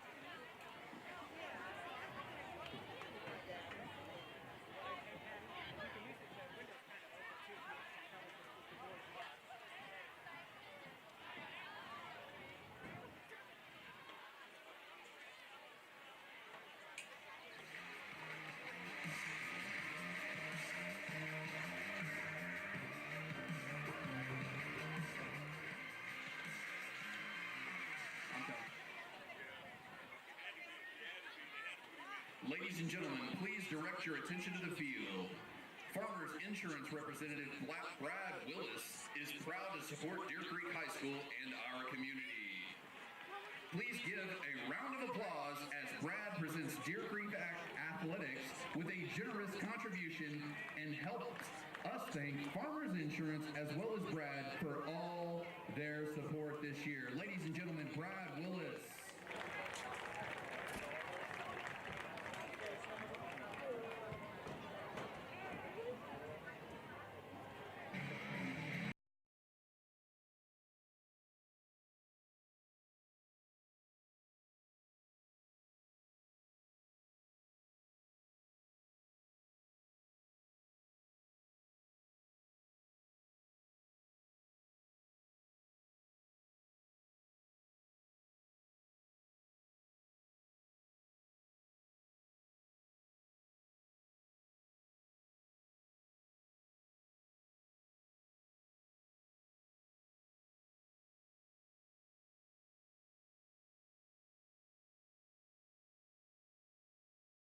So here's Fuente's kick, and it falls. Is that three? It looks like Elijah Allen there. Yeah. Bobbled the return and managed to get it back for the Antlers. So they're going to start the second half at about the 25-yard line, give or take an inch or two. Looks like Burright will be at QB1. So Burright in and with Davis in there with him. Lamar's Davis in the backfield with him. And this would be the Antlers moving in the direction that puts the wind at their back. So here comes Lamorris. Just, wow. And he is met at the line of scrimmage. Maybe even loses a little bit on that. You know, if you watch, I mean, if you're watching the stream on at home, you watch Dale City's defense. They are all up on the line of scrimmage. If we could just pop through, there's nobody on the second level. They are all within 4 to 5 yards of the line of scrimmage by the time the ball snapped. So that's Paxton Gary in the backfield. He's got a little bit of room to run if he can get the corner. Yep. Get that first down. So Burright's pass complete to Paxton Gary, Nice. and he scampers for 14 yards on the play. That's a good call there. Very efficient play. Safe play, too. And they've ran that play a couple times tonight, and Paxton dropped that ball, right before halftime. That's on right. on a very similar play. So Paxton's got the hands in there. So Gary out. Davis coming hustling back in. Right. Running back. Got Welch in there in the interior slot. 2 receivers into the boundary. 1 all by himself down here on the numbers. We're going to give it to Davis. So Lamorris goes into the pile. The official on the far side steps up about 1.5 yards. And it's just so odd, I know you weren't here with us last week, but last week we were just moving the ball on the ground. And this week it just seems like it's a very frustrating. Lamorris comes off, and his gait is not normal. So Bakar is in. And Del City had the pressure on that time. See, what they're doing is they're bringing 6 and sometimes 7 guys, and they're just relying on their secondary to play man-to-man, and they're athletic enough to be able to run with our guys. And that's a tough combination to be able to take advantage of. That's 7 guys against there's going to be 1 guy running free just about every time if they send the 7th guy. Right. They've got 4 down linemen. They bring a guy from the outside. There's at least 5 guys rushing. That means all of our linemen have to account for 1 guy, and that's usually not how you do pass pro. No, that's hard to do. So Bakar on the carry. And he gets back to about where we were a minute ago before Burright got sacked. So that's going to make it 4th down. And again, the offensive struggles continue for the Antlers tonight. That's an interesting call. Logan Ward in to kick the ball in punt formation. I think Burright might be nicked up a little bit. I don't know. Maybe that's why they didn't go for the pass on that one. He's holding his right arm gingerly. We got developments all over the field yeah, today. this is. So here goes Logan Ward's punt. It's an excellent punt. It's fielded at the 15-yard line by Foreman. He's got a little bit of room to run there. And the Antlers force him out of bounds at probably the 29-yard line, and we're fortunate to not have a penalty. Foreman driven out of bounds by number 17. A lot of talking, a lot of pushing and shoving. I think in that instance, Deer Creek is lucky. Yeah, there to may not have been a late hit out of bounds. And that can be a challenge too when you just can't seem to catch a break. Right. As a teenager, it's hard sometimes to keep those emotions in check, and you just coaching them for 25 years. And Scott, you have too. You've been coaching a lot of them too, but you got to remind them, I need you on the field, which means I need you thinking clearly, and that can be a challenge. So here we go, Del City's first drive of the second half, and that goes to Mesner. I was wanting to say Mendelson, but I don't know who that is. So Mesner on the carry, and he is met at the line of scrimmage. And Deer Creek has been really consistent with bottling him up tonight. He's had a couple times where he's taken that inside handoff and advanced about 10 or 12 yards, but for the most part, the defensive line and those linebackers have been able to keep that inside handoff from being a big hurt. Mesner again. And met in the backfield that time. And he maybe got back to the line of Xander scrimmage. Crawford, number 44. Was that him or is that 54? Is that Big Reed 54. Reed Eden again. Man, he's had a game. Yeah, he's been great. Should be noted that Burright is being looked at by the trainer and the doctor, and he is holding his right arm like you would if it was, I don't know, it's not good. it's not a good look. So 3rd down, 10 yards to go for the Eagles.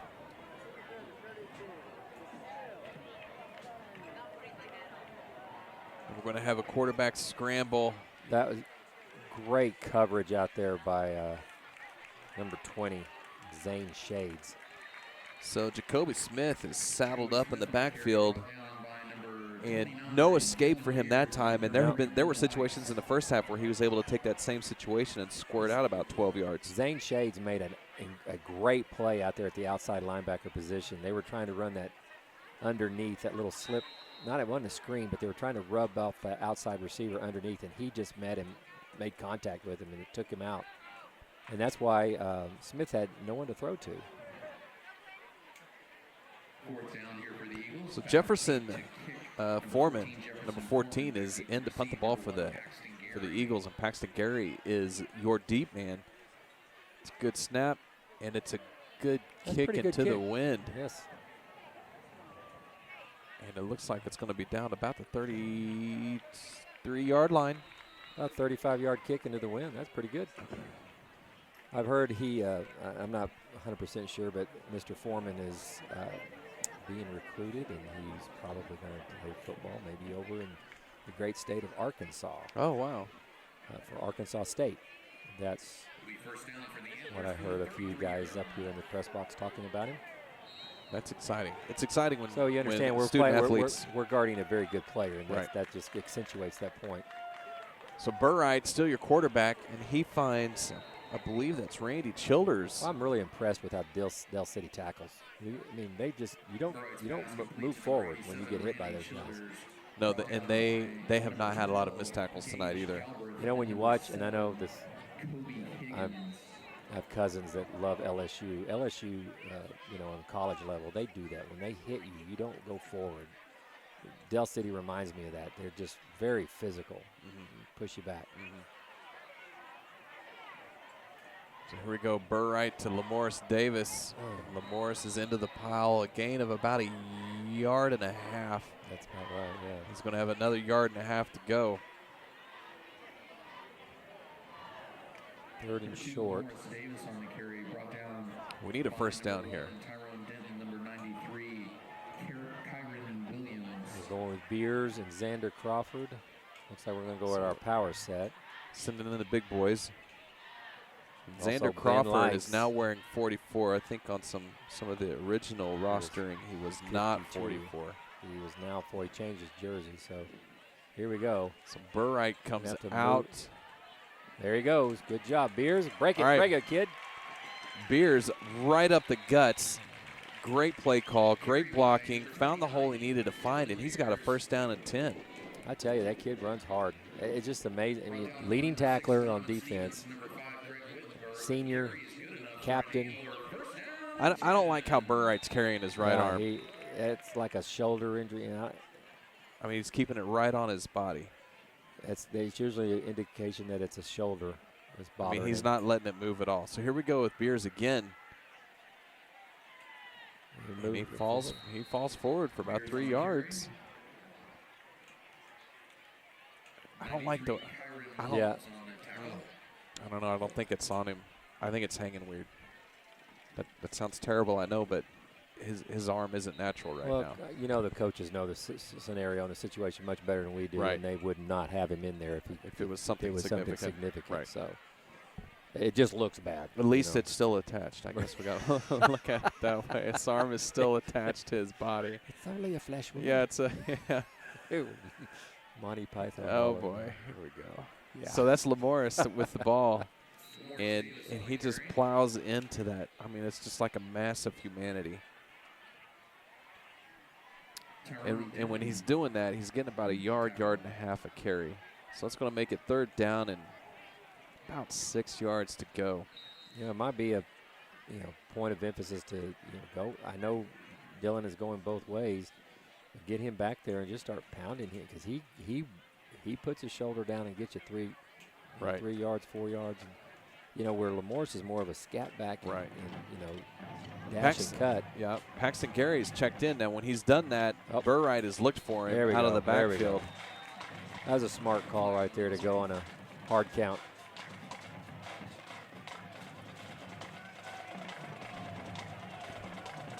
So that is not going to be enough for the first down. So here comes the hefty crew in, Xander and Beers and number 82, Third down Ryan and 1. Fitzpatrick. Third down and short for the Antlers from the Interesting, all these, Bring on the beef. the beef crew, that's right. So that's Burright at the bottom of your screen. He flashes out. And there's Beers carrying it. You see that? He's just carrying guys, and Yep. I think he got the first down. The official came in on the far side of the field. If that's where the ball is going to be spotted, it should be a first down at 10. Antlers. He's past the 34, yep. So there you go. Good job, And boys. this is a nice little drive This is- that Deer Creek has put together here. I mean, you talk about coaching on the run. Our guys, our leadership down there, the coaching staff is really doing a great job of getting our guys in the best possible position to do good things. So And Paxton Gary is back in the backfield. And he's had some opportunities to make some plays on some passing. Here we You go. hear Burright on the quarterback keeper, and he's been really good at that. Now, it's a good scramble there for about 2.5 yards, and a similar tackle to one that brought a penalty in the first half. A nice little grabbed him around the neck and just like slung him down to the ground. I guess he didn't grab helmet or horse collar. His teammates were adjusting his jersey. So Josh Bakari in. Garrett. There are a Paxton lot of guys Gary that are out. getting a lot of time that haven't been getting it a lot this year. So They are rotating a ton of kids through right now. So Burright Oh. makes a throw with that arm that hasn't looked quite right, and his timing was off just a little bit there. yeah, it was just he let go of it just before number 15, Will Michael, turned his shoulders and to find the ball. You know, after you've been sacked, 2 or 3 times, you want to get rid of that football. And that comes when you're not number one quarterback all week, and you're not getting those reps. So the Right. timing is just going to be off a little bit. The ball was a well thrown ball. Yeah, it was just the timing. The timing was just a little awkward. Third down, about 8 This is where to you look go.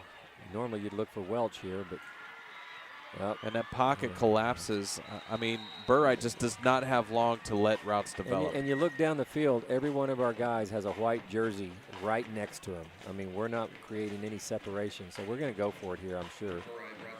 Yeah, this has got to be. I would think this would be outside of Logan's range, even with the wind behind him. Yeah. He would have to really hit it. So the Well, if loss he could hit one from here, you'd be getting calls from some from some from folks. Norman and Stillwater and and all points in all between. points.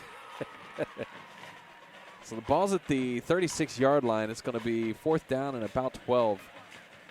So there we go, Welch down here isolated on the left side. Welch has been able to make some good catches. Burright's looking for him, and he's going to throw a jump ball for Welch, and he just can't quite get there. It's intercepted by Keyshawn Murray, and he's going to run it halfway through the end zone and out to about the And then we where's had he on the another- 13-yard line. Yeah. And is that Welch again? No, I don't think that's a lineman downfield. Yeah, 4, makes the interception. It's 4th down, He would so have had, it's as good as a punt, I guess. yeah, if he drops the ball, they get the football up here on the 37-yard Big line. 74 Cole Kelly is getting treatment on the field right now. Senior, 5'11", 300-pound offensive lineman. That's a bowling ball. Big young man right Yes, sir. there. You guys see that down there, Gavin Husko trying to keep Jarrett Burright's spirits up. I mean, he's out of uniform, Gavin is, and Jarrett getting a lot of support from his teammates. Gotta like that. It's been a frustrating night for the offensive crew, and they are all nicked up. They're all playing with a little bit of. No, big man is limping.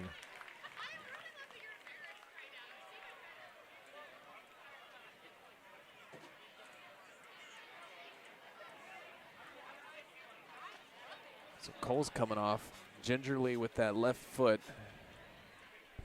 Burright's pass intercepted by Keyshawn Murray. Murray intercepted at about the 5-yard line. First down and 10 for the Eagles. It was the right call. You're going to your best receiver, Right. Welch. But And ultimately, it's as good as a punt because Del City's probably got their worst starting field position of the evening. true. We got a bad snap to Smith, and he makes a great play out of it. So the timing thrown off on that particular play, but not a problem for Jacoby Smith. 29, Dylan Beers.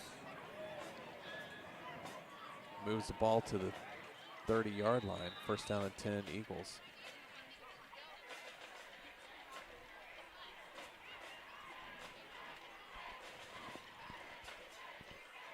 So Smith and Messner in the backfield.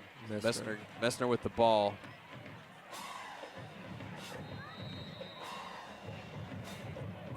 About a 5-yard gain on the play, and that is one of his bigger gains on Right, on that interior on play. that that's on right. that play. Messner on the carry. He doesn't usually get very many there. Reed Eden, number 33, Finn Lights.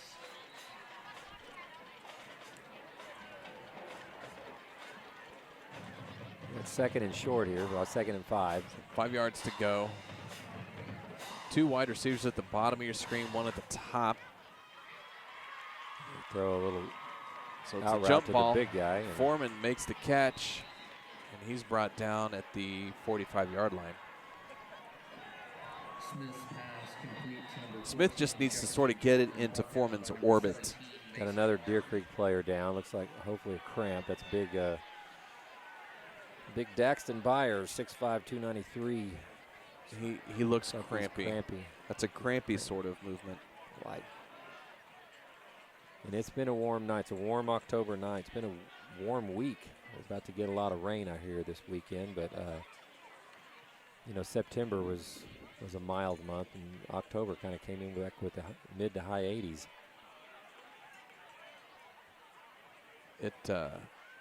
I would say it's a bit unseasonable, but it's not terrible. No, it's not terrible. Yeah, And the wind is a little cool, You're right. but those But we cramps got don't guys- care. The thing about it is we've got a lot of guys going both sides of the football, and Daxton's another one that's trying to fill in a lot of gaps where injuries have hurt us. I mean, big guy, captain.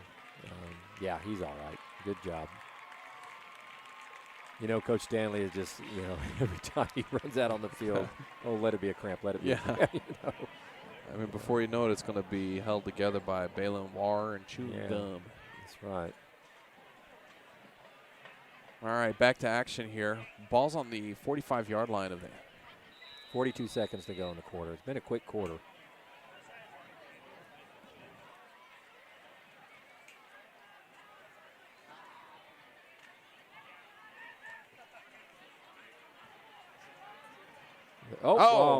There's So our Smith's pass is Zane low. Shades. What a game he's having. And- Knocked that one down. He picked that up. May have been a pick six. He had an opportunity to And he maybe knows he's maybe not run happy. a long way before he got caught. That was one of the few bad decisions that Yeah, he's Smith made has made. he has made some good choices tonight.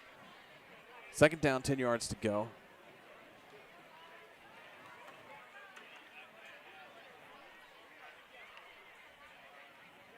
Messner with the ball. He's searching for a gap. And he has stood up after a gain of 2 yards. Reed Eden there again. He must have, I think 54 Eden must have at least 10 tackles tonight. He really had a good game. He has been great, and every time they run that play, that particular setup of a play, Right. he's in there to make the stop. So thanks to some long drives, finally, the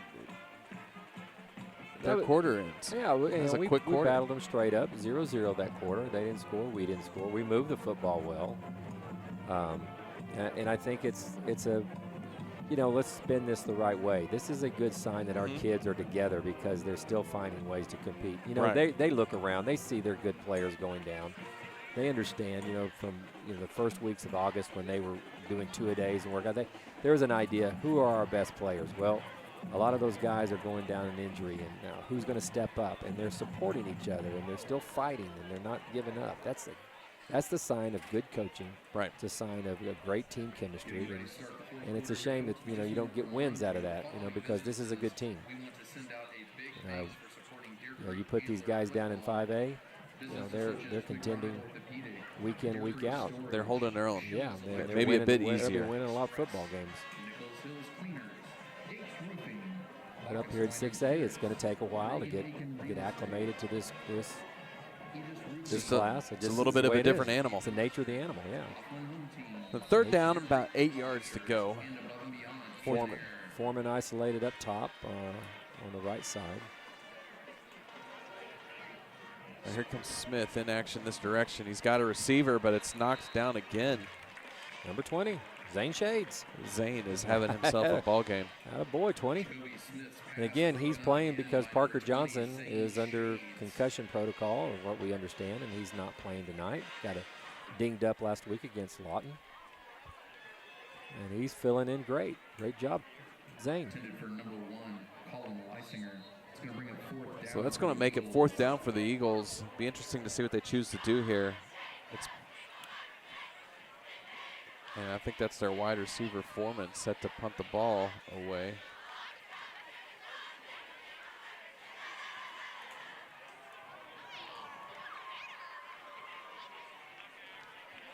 So that ball gets way up into the wind. Paxton Gary signals a fair catch, and it bounds into the end zone. Thank goodness, because if Paxton catches that at about the 3-yard line, I don't know. Yeah, that wouldn't have been good. 43-yard kick by the guy that can do everything, number 14, Jefferson Foreman. It's possible we could get a 40-yard kick with the wind. One of us could. Yeah, quite possible. It's a good stiff. If I gave it I don't know. I think get a good running start. I think I'm only good for 30. Yeah, Del City hadn't punted a whole lot, and I think that shows a little bit of class out of their coach Dunn. They're up 22 points, 4th quarter. No need to go for it there. Maybe if it's a little closer, a little tighter game, they may have gone for it. Right. So Burright in the backfield with Lamorris Davis. All of Del City's players are within 5 yards of the line of scrimmage. Lamorris gets the handoff, and he is just into the pile. Maybe he picks up a yard on the play. Not sure. Brought down by number 12, Gage Galbraith, and number 44. But Del City is pretty much new daring. quarterback in there. Number 7, Ian McCall, is taking the snaps right now. Is that Ian? Yes, he is a junior. 6 foot, 194. Good build for a quarterback. So he's going to finish this one out. And we noticed that Jarrett was not looking healthy with that arm, but he was gutting it out as best as he could. You got to wonder if Del City thinks something is up. They've got all their players. That's 2 plays in a row that Del City's had every single defensive player within 5 yards of the line of scrimmage. They've been doing that all night. They've been walking guys up. They're playing man-to-man defense. They're not zoning anything, and they've got 4 down linemen, and they'll usually bring a 5th standard, on every pass rush, and then sometimes bring a 6th or even a 7th guy. And that's why we haven't been able to protect very well. They are very fast, very agile, and they're very capable of guarding their man-to-man. You're pretty much on an island. So Paxton Gary on, Randy Childers off. Lamorris Davis and Ian McCall in the backfield. Lamorris takes the ball, and again, he is just met right at the line of scrimmage.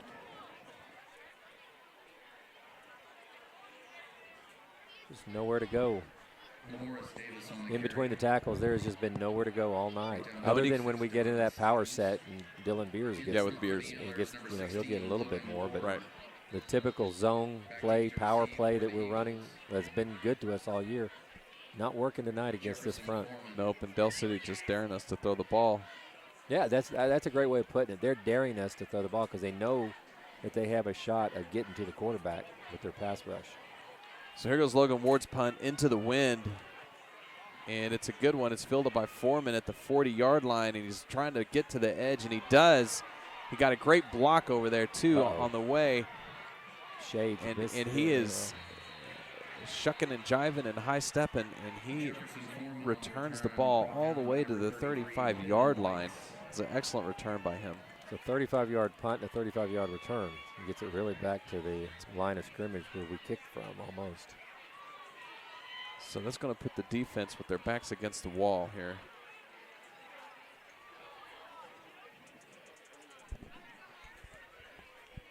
So it's been a rough night for the Antlers, that's for sure. That's been tough in a variety of ways.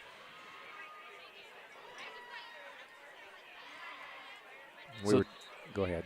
I was going to just say Jacoby Smith and looks like Tyler Mesner in the backfield. Jacoby Smith on the quarterback keeper. I guess. Smart again. He knows to get down. Yeah, we were talking about it earlier. You know, there's the numbers that are out for Deer Creek compared to the numbers that are out for Del City. And Del City is a team that's going to prosper, and they're going to do well here in Division II. It suits them. It suits them. They're the schools whose numbers have gone down a little bit over the years. They're doing well in 6A2. Deer Creek will grow into this and eventually get up to probably Division I eventually. Is that a flag? I thought he got a handful of masks there. So Mesner on the carry. Picks up the first down. So you won't see Mesner and Smith probably come out. There may not be a lot of backups over there for Coach Dunn to go to.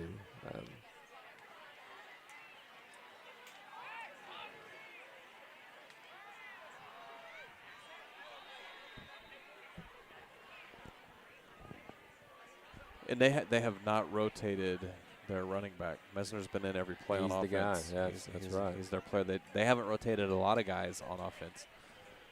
So here goes Mesner again, just a steady dose, and right through the middle, and it's going to be touchdown Del City. That's all. That really through the middle is only like the third or fourth time he's had a big lane to run through. And he scored on the other one, you know, when they were down there.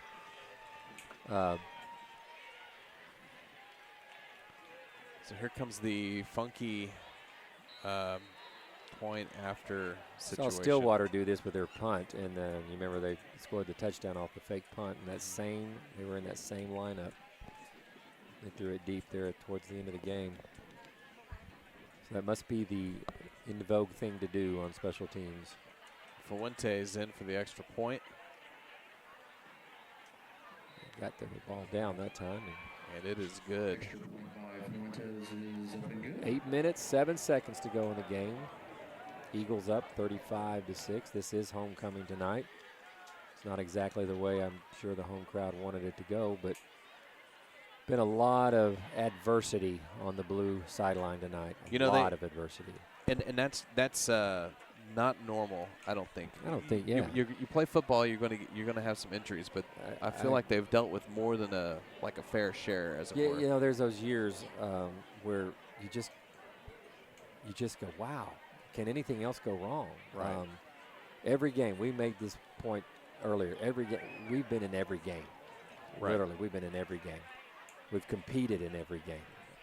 But the injuries and maybe some of the the youthfulness or lack of experience, maybe that would be the better way to put it, has cost us at time here or there. But, wow, as many injuries as we've had to face and as many minutes that our good players have been missing, it's no wonder we're where we are again. It's challenging.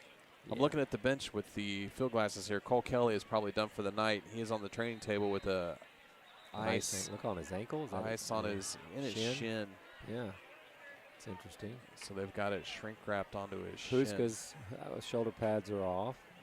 He's walking around, but he's out of uniform. Diaz is not on the sideline. I saw him earlier. He was on crutches. Okay. I don't know.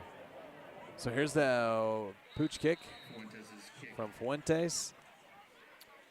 And then now you have Jarrett Burright. He is he's not playing anymore.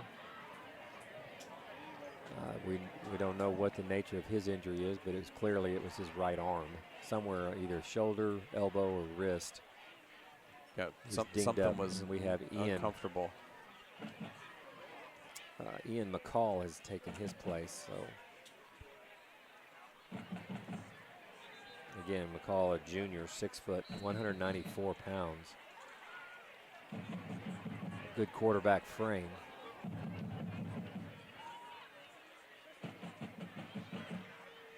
We got Beers in. They got the Crawford in. They got the big boys there. We're going to split out McCall over there to the left side, and Beers will be taking the Wildcat snap. So here goes Beers. Had nothing doing that time. Deer Creek. Del City was ready. Right.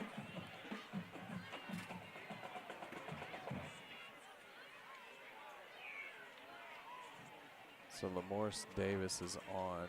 So we got a package change here. Change the package here.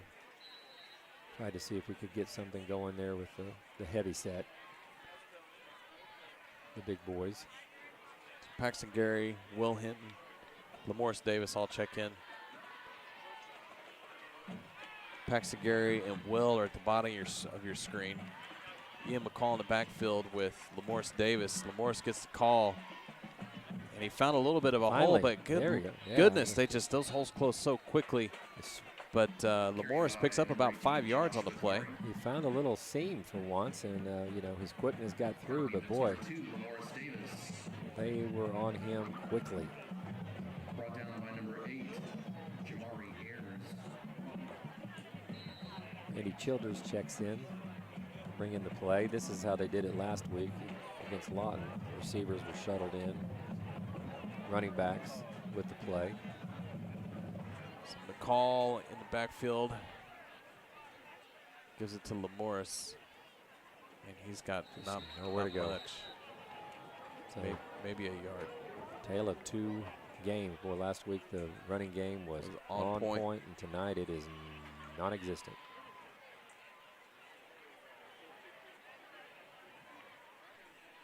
Clock's running, 6:22. Logan Ward set to kick the ball off, and he's going to hit it towards Michael, or towards Jefferson Foreman, who has been pretty lethal this evening. I would put it out of bounds. Quite literally aim for the. Logan gets a good high kick, which gives Deer Creek time to get down there. And it will be down at the 32-yard line. So they kicked it away from Jefferson that time. It's probably a smart decision there after he ran it back last time, about 35, 36 yards. He ran it back the length of the punt last time, I believe. That's right. Deer Creek back on defense. They're missing some playmakers. No Diaz. They're working Crawford. to hold their own. Yeah.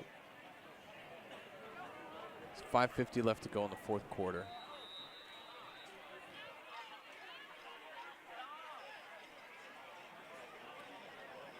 Be first down here for the Eagles.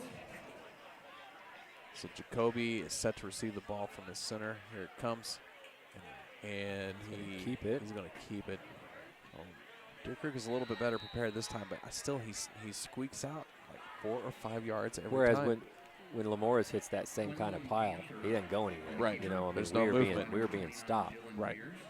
They are moving, and that's been happening the last couple of weeks. I mean, Stillwater's running back, Lawton's running back, and now here Del City's running game is doing the same thing, leaning forward. Please come to the press box. You're missing something from what was likely in your pockets. So Jacoby on the keeper again.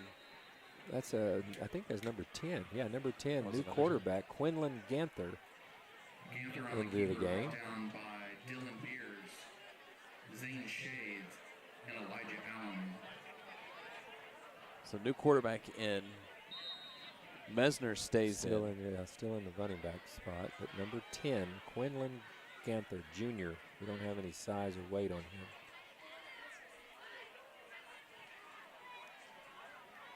Ball goes to Mesner. He's going to pick up about 3 yards on the play. That'll be enough to move the sticks. 4:14 to go, 1st and 10. 35-6, Del City leading right now. And Messner's going to jog off the field.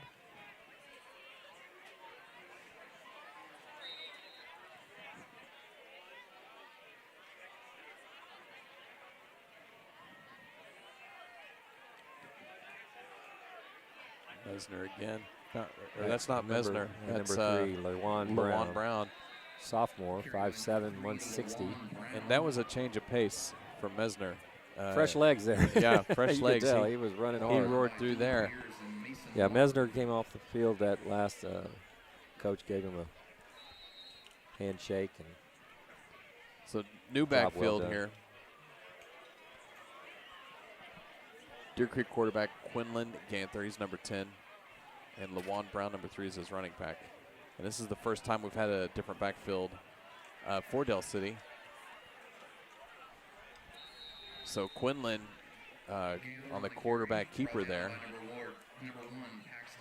And he is a similar ilk of Jacoby Smith.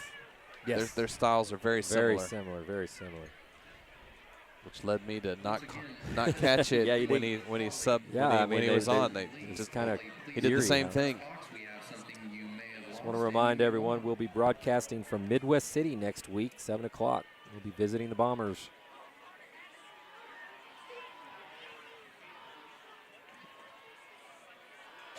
Mr. Ganther. Oh, that's the. I'm sorry, that was LaJuan Mr. Brown. That was Mr. Brown. LaJuan Brown finding some big holes, gashing the Antler defense right now. So It's our- been a frustrating evening Yes. for them. Our gauntlet will come to an end next week. We're facing the 4 toughest teams in our district with Stillwater, Lawton, Del City, and Midwest City all in a row.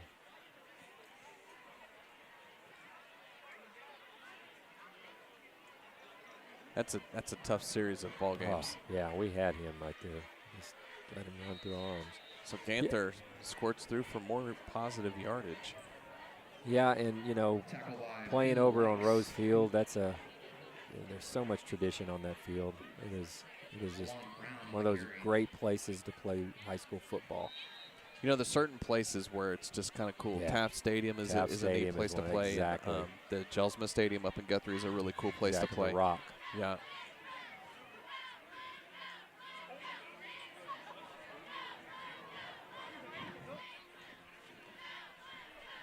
So Brown on the touchdown. No, we got a fumble on the play. Covered by your Antlers. Here And we go. I mean, that was a goal line stand if there ever was one, because it sure looked like Brown was in the I end thought zone. Brown was in the end zone, and I guess he forgot the football as he was running through. But great stand right there for our defense. That's the second. Was that Will second- Michael that came up with that I loose think ball? it was. I think it was. He had to have been inches from getting into the end zone. Yeah, I mean, Like I thought he had Yeah. scored. It looked like a touchdown from up there. I'm still trying to figure out how those arms didn't go up, but maybe we had already jarred the ball loose a little bit. I don't know, but good for us. Good stand right there. So 40 seconds left to go in the fourth quarter. Ball's Oh. been in play a lot the second half. A lot of running games.